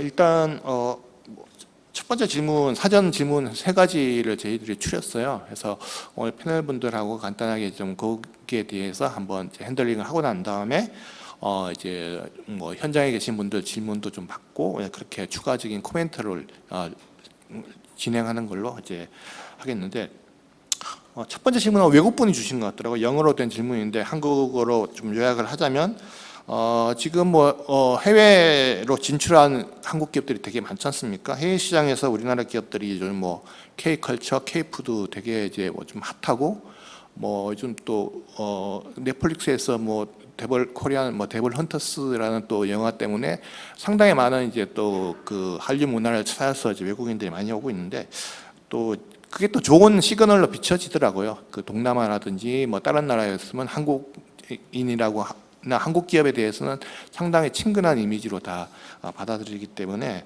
근데 그 과정에서 한국 기업들이 이제 공급망에 주로 이제 스킨 뭐 섬유 같은 경우에는 주로 이제 베트남이나 뭐 이제 라오스, 미얀마 쪽으로 많이 이제 진출을 그 저렴한 인건비 뭐를 바탕으로 하고 있는데 과연 한국 기업 입장에서 이제 그 해외 사업장에서 HRDD 그러니까 인권 실사를 실현할 때 있어서 어떤 뭐 챌린지, 어떤 과제가 있는지에 대한 게 첫 번째 질문이더라고요. 그래서 이제 사실은 이제 아까 말씀드린 것처럼 OECD뿐만 아니라 사실은 이제 인권적으로 이제 돌이켜 보면 처음 이제 룰을 제정한 기관이 유엔입니다. 유엔의 코피아난 사무총장이라는 분이 이제 인권 선언을 먼저 했고 유엔의 PRI라고 해서 이제 그 기업의 책임 투자 원칙이라고 이제 그 제시를 해서 사실은 이제 ESG의 모태가 되는 게 유엔에서 정한 인권 선언을 기반 뭐 시작으로 해서 ESG가 이제 발전했다고 해도 이제 과언이 아닌 것 같은데 이런 차원에서 이제 그 말씀드린 이제 한국 기업의 이제 인권 실사 해외 시장에서의 어떤 인권 실사 과정 관련된 이슈를 유엔이 정한 이제 UN PRI 원칙하고 좀 비교해서 지금 유엔 지시 한국협회 이제 이영경 실장님께서 한번 좀 말씀을 좀 부탁을 좀 드리겠습니다. 네, 제가 질문 의도를 정확하게 파악했는지 잘 모르겠는데요.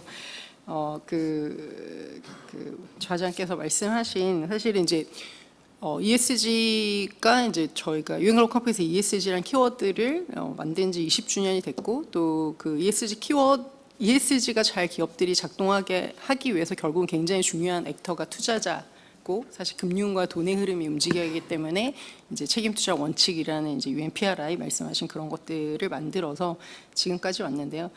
당연히 이제 환경, 사회, 지배 구조 각 각각의 사실은 기업들이 해야 될 숙제가 지금 굉장히 많고 아까 앞에서 발제하신 분들이 너무 잘 또 정리를 해주셨고 그 동안에 사실은 유엔은 뭐 그 지구촌의 문제를 해결하기 위해서 사실 굉장히 많은 아젠다를 다루는데 거기서 굉장히 네거티브한 이펙트를 끼치는 것도 기업이고 또 기업이 가지고 있는 많은 자원과 기술과 또 혁신이 이 서스테너블 디벨롭먼트를 하려면 꼭 반드시 필요하기 때문에 사실 ESG라는 ESG 경영이라는 전략을 이제 들고 나온 건데 그 안에서도 사실 지금 굉장히 많이 고도화되는 과정 중에 있다 보니 사실 제가 이제 20년 전에 인권 이슈를 시작할 때는 이게 사실은 좀 당위적인 관점에서 기업들로 하여금 좋은 기업, 착한 기업이 돼야 되지 않냐 이렇게 했지만 지금은 계속 저희가 이것을 이제 또 기업의 경영에서 사실은 굉장히 중요한 리스크 또 경쟁력 이것은 사실 산업 경쟁력과 국가 경쟁력하고 붙어 있는 이슈까지 지금 같기 때문에 저희가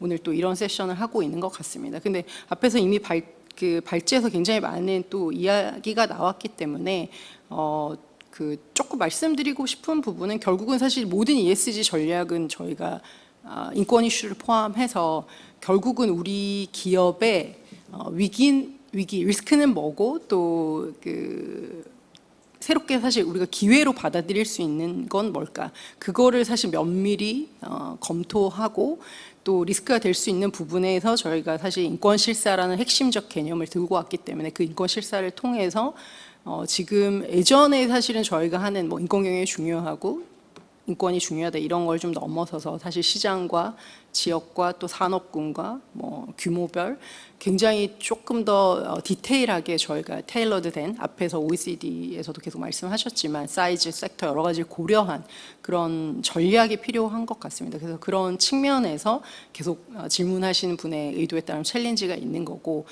그거는 사실은 굉장히 뭐 왕도가 있는 어떤 딱 한 가지 방법이 없고 앞에서 이제 KT도 말씀하셨지만 사실은 실사나 사실 인권 경영 자체가 어떤 개선을 위한 기준이고 그 기준을 밑하는 과정이라서 사실은 완벽함을 추구하는 게 아니거든요. 우리가 더 나은 사실 기업의 경영을 해나가고 그걸 통해서 사실 기업의 경쟁력을 높여가는 과정이기 때문에 그런 측면에서 사실 우리 기업이 비즈니스를 어떻게 해나갈 것인가 그런 부분을 먼저 사실은 정의하는 게 굉장히 중요하고요.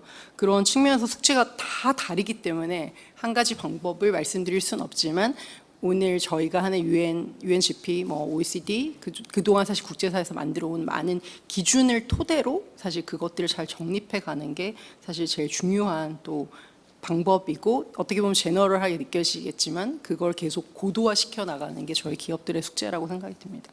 네. 네, 말씀 감사합니다. 그리고 이제 또 다른 질문이 하나 더 왔는데 이제 이 질문 이분은 이제 기업 책임 경영의 구체적인 실천 방법 그리고 이제 혹시 뭐 모범 사례가 있으면 어떻게 되는지에 대해서 질문을 해주셨는데 이제 1번 질문 플러스 지금 방금 이제 나온 질문을 좀 합쳐서 CJ 미래경영연구원의 김용 부장님께서 어차피 CJ가 또 이제 글로벌 또 한식 K푸드 관련해서 또 해외로 많이 진출을 해 있고 그런 차원에서 이제 뭐 어떻게든 또 국내에서는 또 이제 굴지의 식품 대기업 뭐이기 때문에 그런 뭐 꼭 CJ 관점만이 아니라 우리나라 뭐 기업 입장에서 어떤 기업 책임 경영의 어떤 실천 모범 사례를 한번 소개해 주시고 플러스 1번 질문 관련인데 혹시 CJ도 해외에 많이 이제 공급망이 있을 건데 그쪽에서 혹시나 뭐 인권 실사라든지 관련된 어떤 교육이라든지 좀 잘 된 사례 같은 게 혹시 있으시면 한번 말씀 부탁드립니다. 네, 안녕하십니까. 저는 CJ 미래경영연구원 김용이라고 합니다. 사실 제가 이제 이 자리에 이제 ESG를 연구하는 연구자로서 참석하게 됐는데 지금부터 드리는 말씀 저희 그 CJ 공식 입장은 아니고 제 개인적인 견해임을 미리 말씀드리겠습니다. 그래서 이제 그 질문 주신 거를 제가 잘 이해를 했다면 기업 책임 경영의 구체적인 실천 방법과 모범 사례 소개를 이제에 대한 질문인데 그 이제 되게 원론적인 얘기긴 하지만 구체적인 실천 방법을 이제 구축하는 데 있어서 가장 중요한 거는 이제 리스크를 식별하는 체계를 갖추는 게 가장 중요할 수 있다고 볼 수 있겠는데요. 그게 이제 어떻게 보면은 이렇게 말로써 얘기를 하면은 되게 쉽게 느껴질 수 있지만 이거를 새로운 부서를 설립을 해서 이제 필요한 이제 유능한 인력을 배치를 시키고 이거를 시스템을 어떻게 이렇게 만들어 나갈 거냐 이게 생각보다 좀 큰 이슈일 수 있을 것 같습니다. 그래갖고 이제 그런 이제 아무래도 인권 실사 특히 인권 실사 같은 경우에는 이제 사전으로 이제 리스크를 방지하는 그런 이제 메커니즘이다 보니까 어떻게 보면 이게 소위 말하는 타입 1 에러를 이제 예방한다라는 얘기를 하거든요. 그렇기 때문에 이게 기업과 같이 이제 재무 실적이나 단기적인 실적에 이제 초점이 맞춰진 조직에서는 이제 각광을 받기 어려울 수 있는 그냥 리스크 매니지먼트라는 게 그런 이제 각광을 받기 좀 어려운 이제 업종일 수도 있기 때문에 어떻게 보면 이제 좀 밑단으로 들어가게 되면은 뭐 인사나 이런 쪽에서 평가를 어떻게 잘 할 거고 어떻게 이제 보상을 할 건지 그런 부분에 대한 고민도 많이 필요할 것 같습니다. 그래서 이제 책임 경영에 대해서 말씀을 드리자면 이제 일단은 좀 시스템 구축 자체도 이제 쉽지 않지만 좀 해 나가야 된다라고 저는 생각이 되고요. 그리고 이제 뭐 좋은 사례나 이제 그 몇 가지를 제가 설명을 드리자면 이제 CJ 같은 경우도 이제 저희가 글로벌 진출을 많이 하고 있고 그리고 이제 아무래도 소비자와 맞닿은 이제 업종을 영위하기 때문에 상당히 이제 그 이제 환경이나 뭐 이제 인권이나 이런 부분에 대해서 많이 신경을 쓰고 있는 걸로 알고 있습니다. 그래갖고 저희 입장에서는 저희가 봤을 때 ESG 리스크가 어떤 게 있느냐라고 생각을 했을 때 식품업을 한다면은 한 가지는 이제 식품이 이제 잘 소비가 될 수 있게끔 하는 것도 되게 중요한 이슈거든요. 왜냐하면은 이게 팔리지 않으면은 유통기한이 되게 짧기 때문에 그렇기 때문에 이제 이게 효과적으로 이제 물론 저희가 디맨드를 되게 정확하게 예측할 수 있으면 좋겠지만 유통 체계나 이런 걸 되게 효과적으로 해서 이제 버리는 이제 음식이 없게끔 하는 게 되게 중요한 이슈 중에 하나라고 볼 수 있는데 저희가 이제 이번에 사내벤처를 통해서 나온 아이디어는 이제 제품은 완벽하게 괜찮지만 유통기한이 조금 임박하고 있는 상품들을 이제 타임 세일로 해서 이제 좀 그런 이제 그 웨이스트를 좀 줄이는 방향으로 가는 이제 그런 아이디어도 추진을 하고 있고 그리고 뿐만 아니라 이제 대통같이 저희 물류 사업에서는 이제 그 포장 같은 것들이 잘 재활용될 수 있게끔 이제 연구도 하고 많은 고민을 하고 있는 걸로 알고 있습니다. 그래서 저 이제 뭐 다른 해외 사례를 이제 좀 말씀을 드리자면은 어쨌든 제 관점에서는 ESG가 저는 이제 ESG를 서스테이너빌리티라고 얘기를 하고 싶은데 그거는 뭐 지속 가능한 성장이라고 저는 생각합니다. 이게 뭐 기업과 그 이해 관계자들이 함께 이제 더 가치 있는 삶을 영위할 수 있는 그런 지속 가능한 삶인데 그거를 이제 효과적으로 이제 이룬 회사 중 하나는 이제 영국의 어떤 이제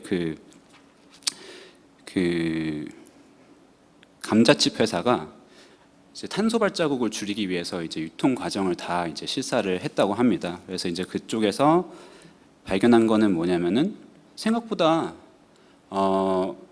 감자가 이제 일부러 수분이 주입돼 갖고 건조하는 데 이제 드는 전력이 너무 많이 소모가 된다. 그래서 이제 공급업체한테 이제 의뢰를 너네 일부러 이제 수분을 더 넣는 행위는 하지 않았으면 좋겠다. 이렇게 해서 그렇게 해서 이제 그 회사 입장에서는 이제 감자를 건조하는데 발생하는 전기 비용도 줄이고 그리고 이제 그러므로 해서 이제 뭐 환경도 챙기고 이제 비용도 절감하는 그런 이제 지속 가능한 이제 성장 전략을 찾았다라는 사례를 말씀드리고 싶습니다. 감사합니다. 예, 말씀 고맙습니다. 사실 뭐 CJ 쪽 활동 관련해서는 뭐 제가 다른 데서 뭐 본 자료긴 한데 코이카가 이제 ODA 작업으로 이제 동남아라든지 좀 개도국 지원을 많이 해주고 있습니다. 그런데 이제 CJ 사례도 한번 나왔는데 이제 베트남인가요? 그쪽에 가서 이제 어떤 이제 그쪽은 어쨌든 농업 기반 국가이기 때문에 많은 이제 뭐 식량 자원이 있겠지만 그걸 잘 가공하는 방법을 이제 CJ에서 만약에 예를 들면 햇반 같은 그런 이제 포장 기술도 좀 전수를 해주고 이제 쿨링체인 방금 말씀하신 대로 이제 뭐 좀 뭐 냉장 탑차 같은 게 쉽게 상하기 때문에 그런 쿨링체인 시스템을 이제 구축하는 뭐 그런 이제 기술까지 이제 잘 설명해 주는 뭐 잘 지원해 주고 있는 그런 케이스를 한번 봤습니다. 우리나라 대기업들이 현지에서 비록 뭐 비즈니스를 하고 어떤 뭐 필요한 어떤 수익도 올리긴 하지만 거기에 대한 또 책임도 지역 사회와 같이 이제 동반 성장한다는 그런 좋은 사례를 제가 그때 본 것 같아가지고 이제 이게 들어서 이제 다시 한번 말씀을 한번 드렸고요. 세 번째 주신 질문입니다. 아까 이제 메인 주제 발표 때 같이 포함된 내용이 한데 트럼프 2기 정부의 관세 정책에 대비하기 위한 ESG 영향과 대응 방안에 대해서 이제 궁금하다고 이제 질문을 남겼습니다. 오늘 15% 관세 쪽으로 협상 타결에 대해서 이제 국내 기업들 좀 많이 좀 물론 일부 농산물이나 자동차나 트럭 시장은 많이 개방이 이제 더 해야 되는 이슈가 있겠지만 브라질은 50%의 관세를 맞은 경우도 있고 한데 그게 비해서는 사실 선방을 했다는 이제 평가입니다. 일단 좀 어떻게 보면 좀 저희들도 이제 작년까지만 하더라도 ESG 이슈가 상당히 뜨거웠는데 올 초에는 이제 트럼프 2기 들어서면서 또 공교롭게 그 시기에 맞춰서 옴니버스 패키지가 나왔고 동시에 또 미국의 또 어떤 관세 폭탄이 이제 같이 이제 삼재가 겹쳐가지고 사실은 이제 저희들도 지방에 한 70군데 상공회의소가 있습니다. 저희가 해마다 CSDD라든지 ESG 쪽으로 이제 지방 순회 설명회 요청을 받아서 쭉 진행을 하고 있는데 올 초 몇 군데 전화를 해봤더니만 지금 ESG 이슈보다는 당장 이제 관세 폭탄에 대한 이제 중소기업의 어떤 구제 방안, 그러게 지원 방안. 그쪽에 다 모든 이제 그 자원이 다 쏠려 있더라고요. 그래서 진짜 관세가 직접적으로 이제 딱 타격을 미치기 때문에 심할 경우에는 만약 관세가 진짜 한 20% 30% 됐다면 거의 IMF 시기와 맞먹는 그런 큰 이제 우리나라 경제에서는 충격으로 이제 받아들이고 있는데. 아무튼 결론적으로 15% 관세로 이제 잘 선방을 해서 다행이고요. 이 질문에 대해서는 아까 저 임성택 변호사님 또 주제 발표도 하셨던 부분이 있기 때문에 트럼프 2기 정부와 ESG 영향과 대응 방안에 대해서 아까 말씀하신 부분과 일부 중복될 수는 있겠지만 한 번 더 부탁을 좀 드리겠습니다. 네, 아까 제가 이제 발표했던 것은 트럼프 정부의 이제 ESG, 이제 안티 ESG 정책을 주로 설명을 드렸는데 질문의 취지가 이제 트럼프 2기 정부의 관세 정책이 이제 ESG에 미치는 영향 혹은 대응 방안으로 제가 이해를 했습니다. 트럼프의 이제 관세 정책 또는 통상 정책, 오늘 발표된 것처럼 우선 15%라는 고율의 관세를 부담하고 미국에 수출을 해야 하고요.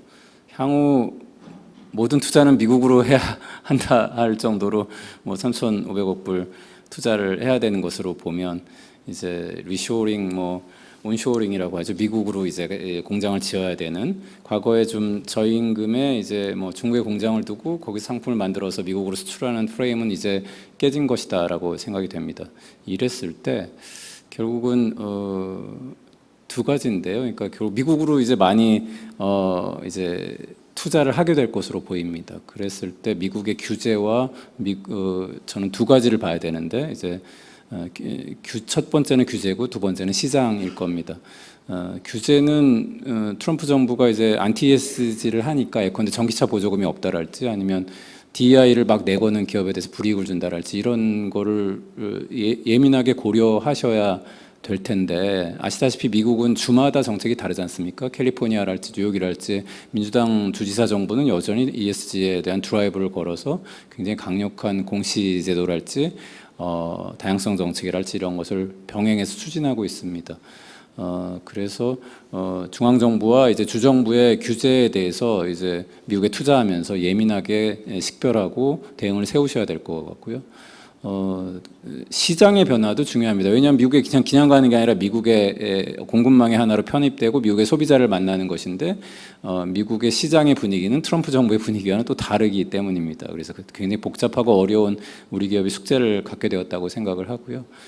그래서 관세 정책과 통상 정책은 결국 미국으로의 투자와 미국에서의 비즈니스를 이제 많이 유도하고 있는데 ESG 관점에서 보면 뭐 ESG를 넘어서서 중앙 정부와 주정부의 이제 규제에 예민하게 반응하지만 시장을 무시하거나 이해관계자를 무시해서는 안 될 것이다라는 것이고요. 한편으로는 또 이제 기업들이 15%나 관세를 물고 미국 일변도에 이제 거래 구조를 가질 수 없다. 새로운 시장으로 가야 된다. 그래서 유럽이나 중국이나 뭐 인도, 뭐 중국은 요즘 문제가 많으니까 인도를 고려하시는데 아시다시피 유럽은 굉장히 강력한 ESG 규제를 가지고 있고 인도도 예컨대 인권 정책을 포함해서 굉장히 드라이브를 걸고 있습니다. 이제 그런 것을 고려할 때 결국은 새로운 시장 개척에 있어서는 여전히 ESG가 굉장히 외면할 수 없는 공급망의 경쟁력 강화를 위해서 필요한 필수 요소일 것이다. 그래서 기업들이 어쨌든 다각화되고 블록 경제화돼서 굉장히 저마다 다른 세계 정치 경제와 이제 분열되어 있는 상황에서 복잡한 함수에 놓여 있기 때문에 좀 더 주도 면밀하고 그 지역에 맞춤형의 하지만 이제 기본적으로 ESG라는 것은 기업을 건강하게 만드는 지속 가능한 성장을 위한 패러다임이기 때문에 결국 어떻게 하면 우리 기업을 좀 더 경쟁력 있게 성장을 시킬 수 있을 것인가라는 관점에서 ESG의 여러 이슈들을 다루어 나가는 것이 결국은 세계 경제의 재편에도 대응하고 장기적으로 세계의 공급망 재편에서 한국 기업이 경쟁력을 갖게 되는 길이 아닐까 이렇게 생각합니다. 예를 들어서 인권만 예를 들면 예컨대 중국도 심지어 인권 경영을 굉장히 강조하고 있거든요. 태국, 인도, 뭐 일본 마찬가지입니다. 일본은 뭐 요즘 자이카를 통해서 오히려 동아시아에서 이제 인권 경영에 관해서 굉장히 선도하겠다라는 그런 포지셔닝을 하고 있고요.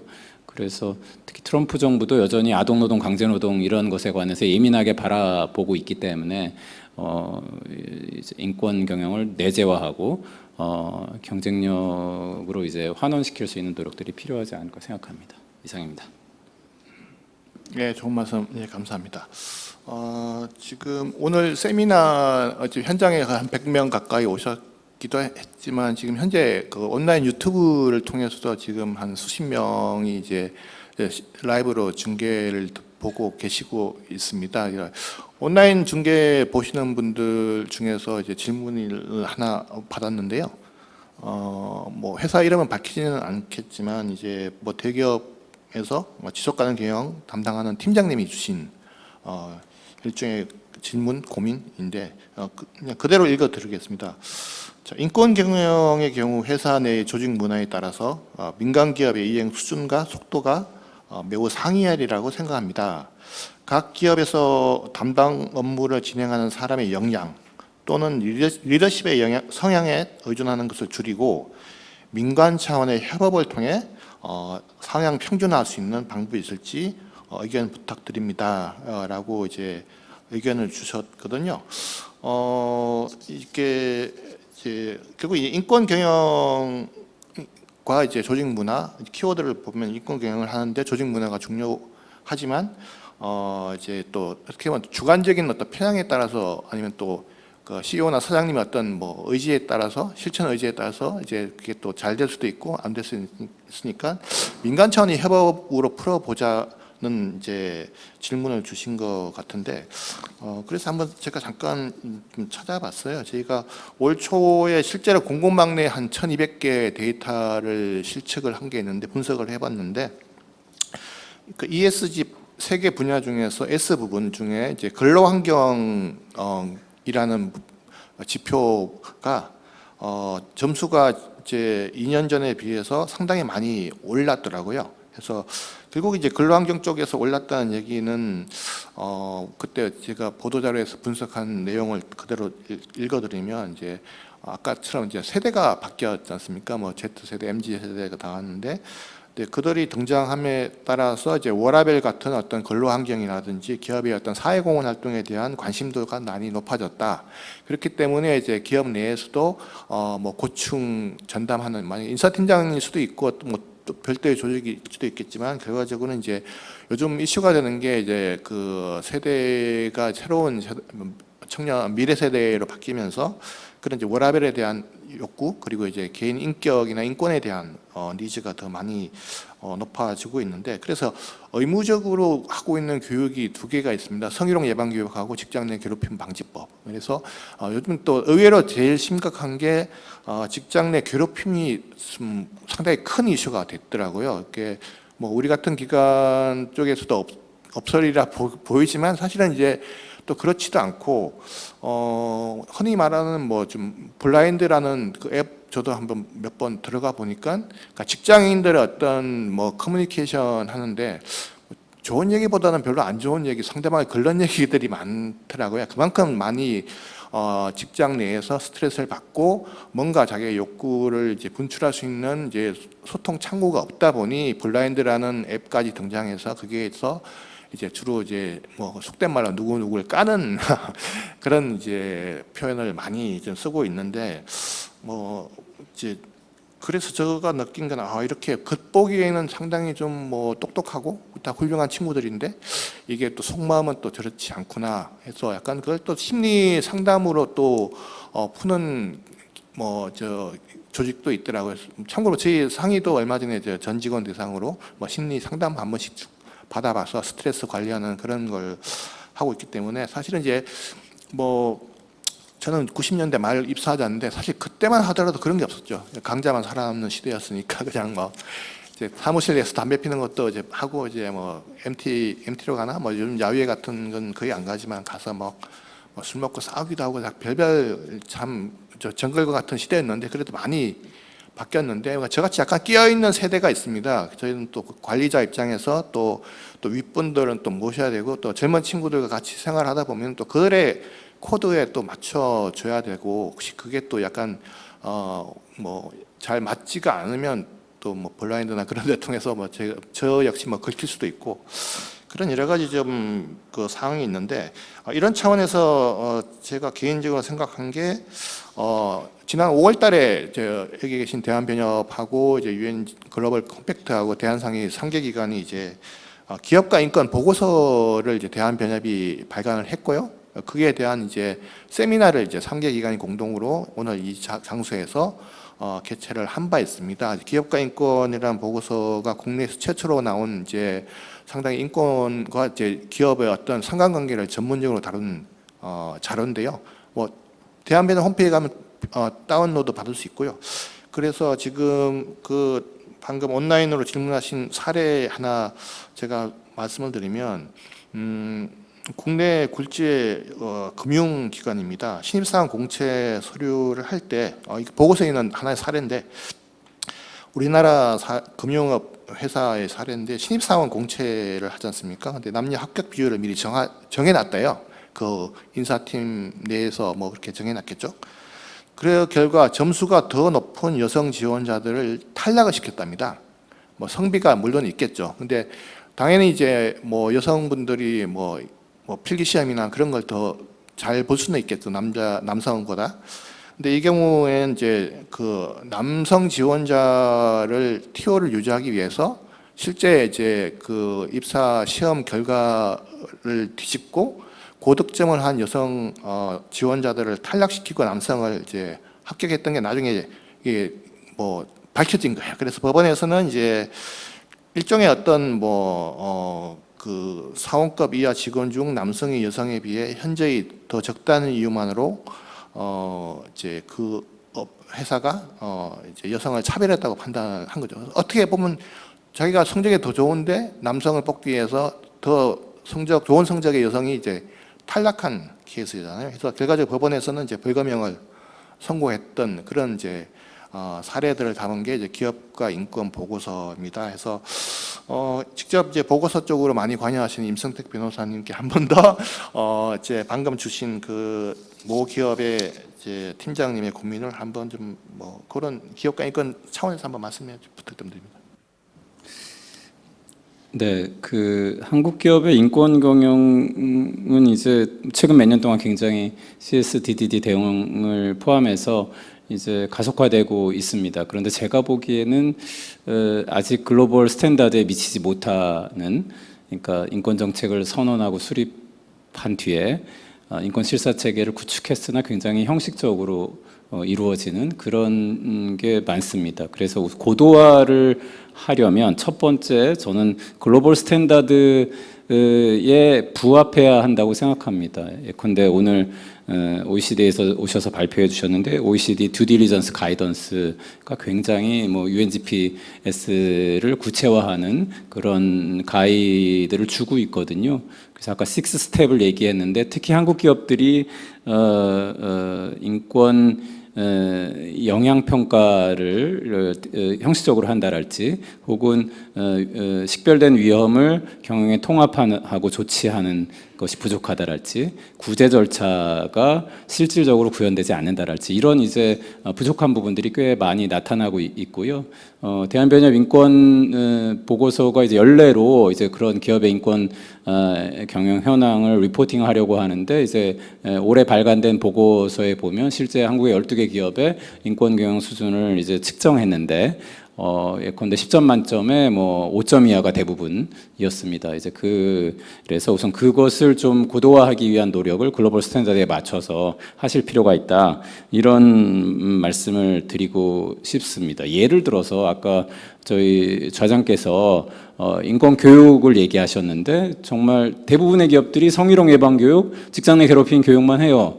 장애인 식 개선 교육만 해요. 이건 뭐냐, 법에서 요구하는 의무 교육만 하고 있고 실은 제일 중요한 인권 실사 체계에서의 교육은 인권 실사가 뭔지 듀딜리전스라는 이 어려운 함이 흔히 조사라고 생각하는 그런 오해를 불식하고 그것이 어떻게 이루어지는지 당신들은 구제 절차를 이용할 수 있습니다. 구제 절차는 무엇인지 이런 것들을 교육하는 거거든요. 막상 인권 실사에 대해서 교육하는 기업은 없더라.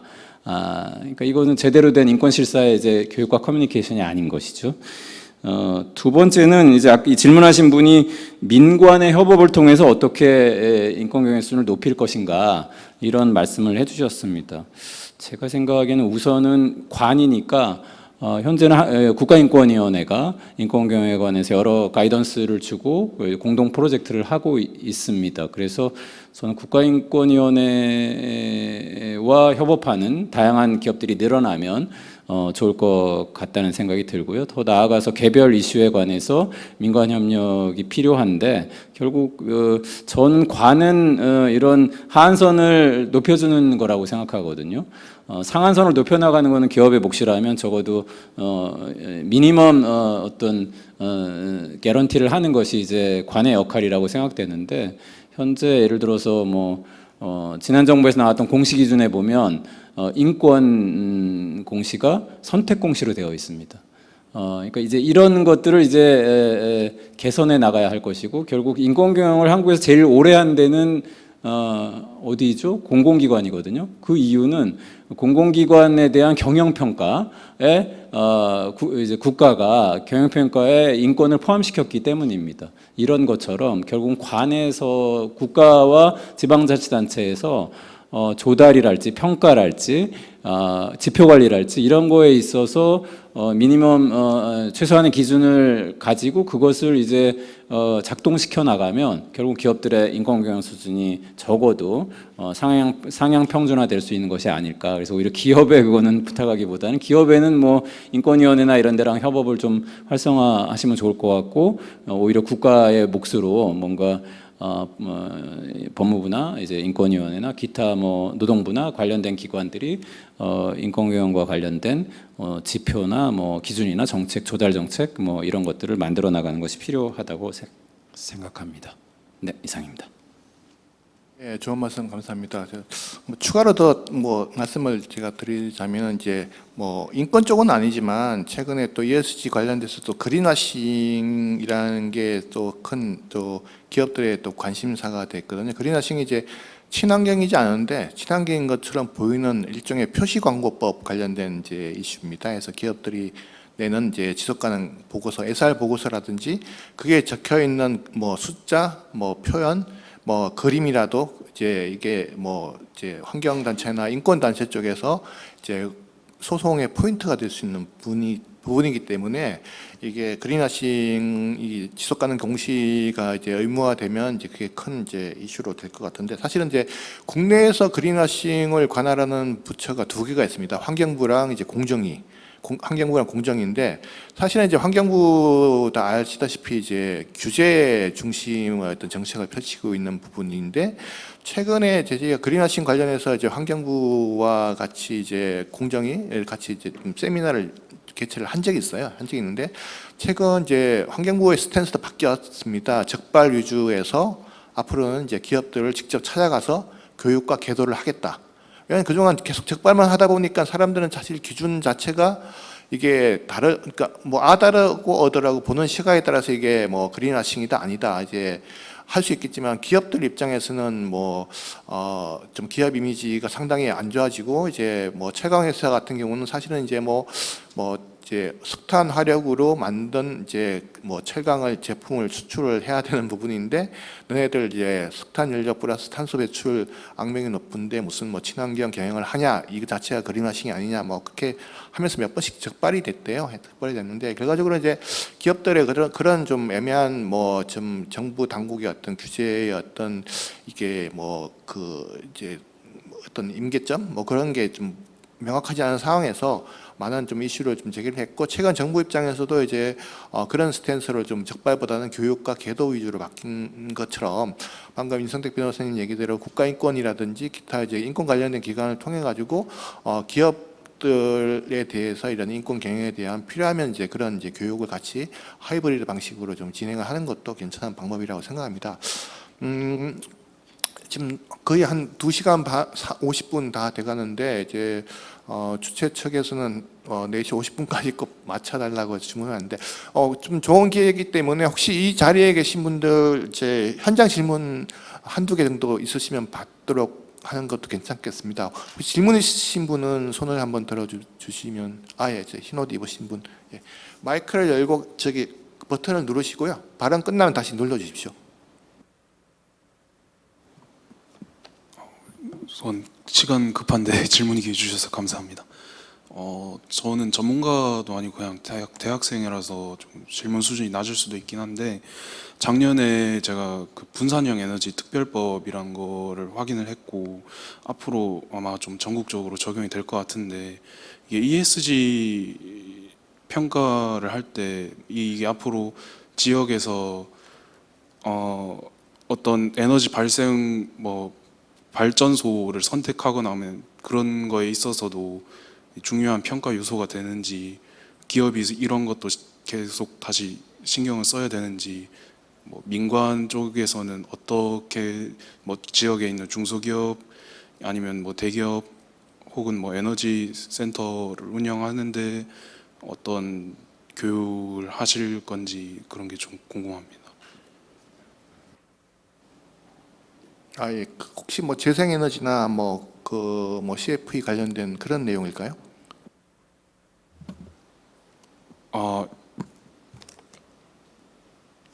재생에너지는 아닌 것 같은데 제가 예? 무슨 특별법으로 말씀을 시작하셨는데 무슨 특별법? 질문의 취지를 저희가 좀 이해를 못해서, 그러니까 특별법으로 얘기를 시작하셨는데 어떤 특별법 아닌가요? 잘못 들었나요, 제가?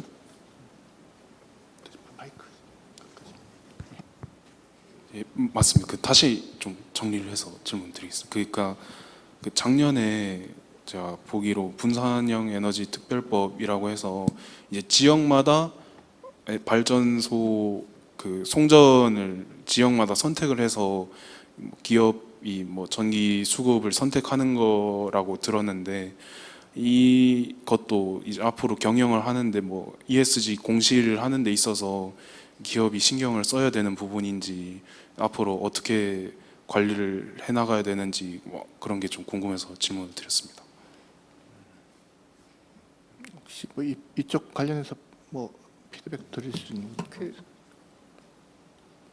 제가 답을 드리긴 좀 애매하고요. 저희가 지금 오늘 그 토론 범위가 너무 넓어져가지고 그 에너지 특별법 관련해서는 끝나고 제가 조금 말씀을 드리면 좋을 것 같고, 오늘 이제 차장께서 질문하신 내용 중에 오늘 왜냐하면 발표 자체가 사실은 규제 흐름에 대한 기업 책임 경영에 대한 규제 흐름 또 통상으로의 사실은 뭐 인권 경영이나 책임 경영 얘기가 많이 나와서 한 가지 포인트만 제가 좀 말씀을 또 드리고 싶은 거는, 사실은 당연히 지난 몇 년간 뭐 EU도 그렇고 미국도 그렇고 이 ESG 시장 자체가 규제화 흐름으로 많이 간 것도 있는데요.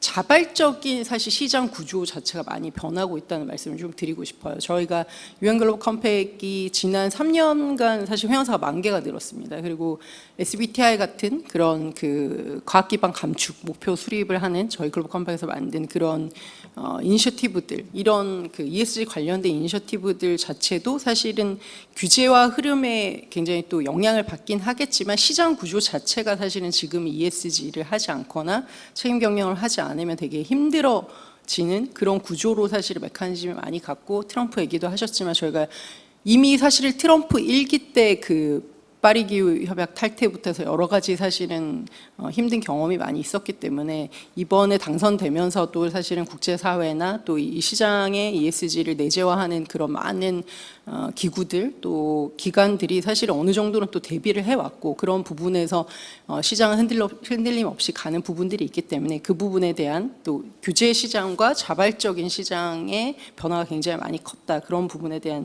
말씀을 조금 하나 드리고 싶고요. 그리고 하나는 아까 그 기업에서 질문을 하셨는데 제가 그거는 이따 말씀드리고, 그 온라인 통해서 주신 질문에 조금만 더 보강을 하자면 아마 대기업 어떤 분이 질문을 주신 것 같은데요.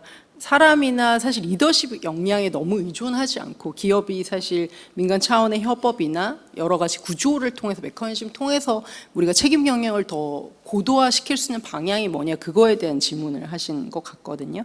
그래서 당연히 사실 ESG 경영 자체가 사실은 회사 운영도 다 사람이 하는 문제이기 때문에 일정 부분 사람이나 리더십에 사실 영향에 의지하지 않을 수는 없지만, 아까 말씀하신 대로 지금 한국에서 제가 사실 굉장히 고민되는 지점은 기업들이 ESG 이슈나 이런 부분들의 규제 흐름 때문에 사실은 여러 규제 소송 리스크라든지 또 레퓨테이션에 대한, 앞에서 발제자들도 많이 말씀하셨지만 그런 챌린지를 굉장히 많이 받잖아요. 근데 한국에서 그 부분에 대해서 기업에게 실질적인 개선 로드맵이나 사실은 액션을 제시해주는 그룹들이 굉장히 소수라는 거예요. 그래서 그런 부분들에 대한 것들을 전반적으로 사실 정부도 그렇고 뭐 저희 같은 국제사회 기관이나 이런 데서도 역량을 같이 올려가면서, 사실 기업 자체한테만 그걸 요구할 수는 없거든요.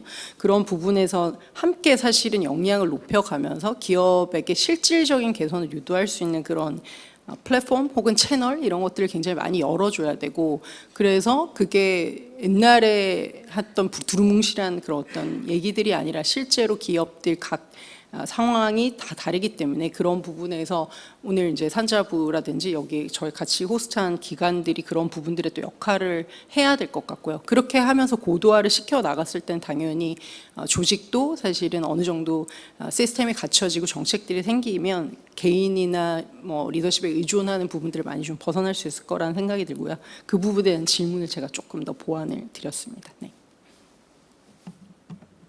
네, 말씀 감사합니다. 지금 정해진 시간이 거의 다 돼가지고 오늘 지금 거의 한 2시간, 3시간, 2시부터 시작했으니까 3시간이죠. 좀 장시간 참석해 주신 분들께 감사드리고요. 혹시 못다한 질문 같은 경우이 있으시면 뭐 발표 연사분이나 패널분들께 이따 끝나고 이제 개별적으로 좀 질문을 해주시면 감사하겠습니다. 오늘 이 자리를 마련해 주신 산업자원부 그리고 대한상사중재원 그리고 발표자 패널 여러분들께 모두 감사드리고, 이 자리에 참석해 주신 분들, 온라인으로 보고 계시는 분들 모두 감사드립니다. 좋은 하루 되십시오. 고맙습니다. 네, ESG를 둘러싼 여러 쟁점에 대해 심도 있는 논의를 이끌어 주신 김현민 팀장님과 세 분의 토론자 여러분께 감사드립니다. 무엇보다 오늘 긴 세미나 끝까지 함께 해주신 참석자 여러분께 깊이 감사드립니다. 이상으로 2025년 기업 책임 경영 민관 합동 세미나를 모두 마치겠습니다. 감사합니다.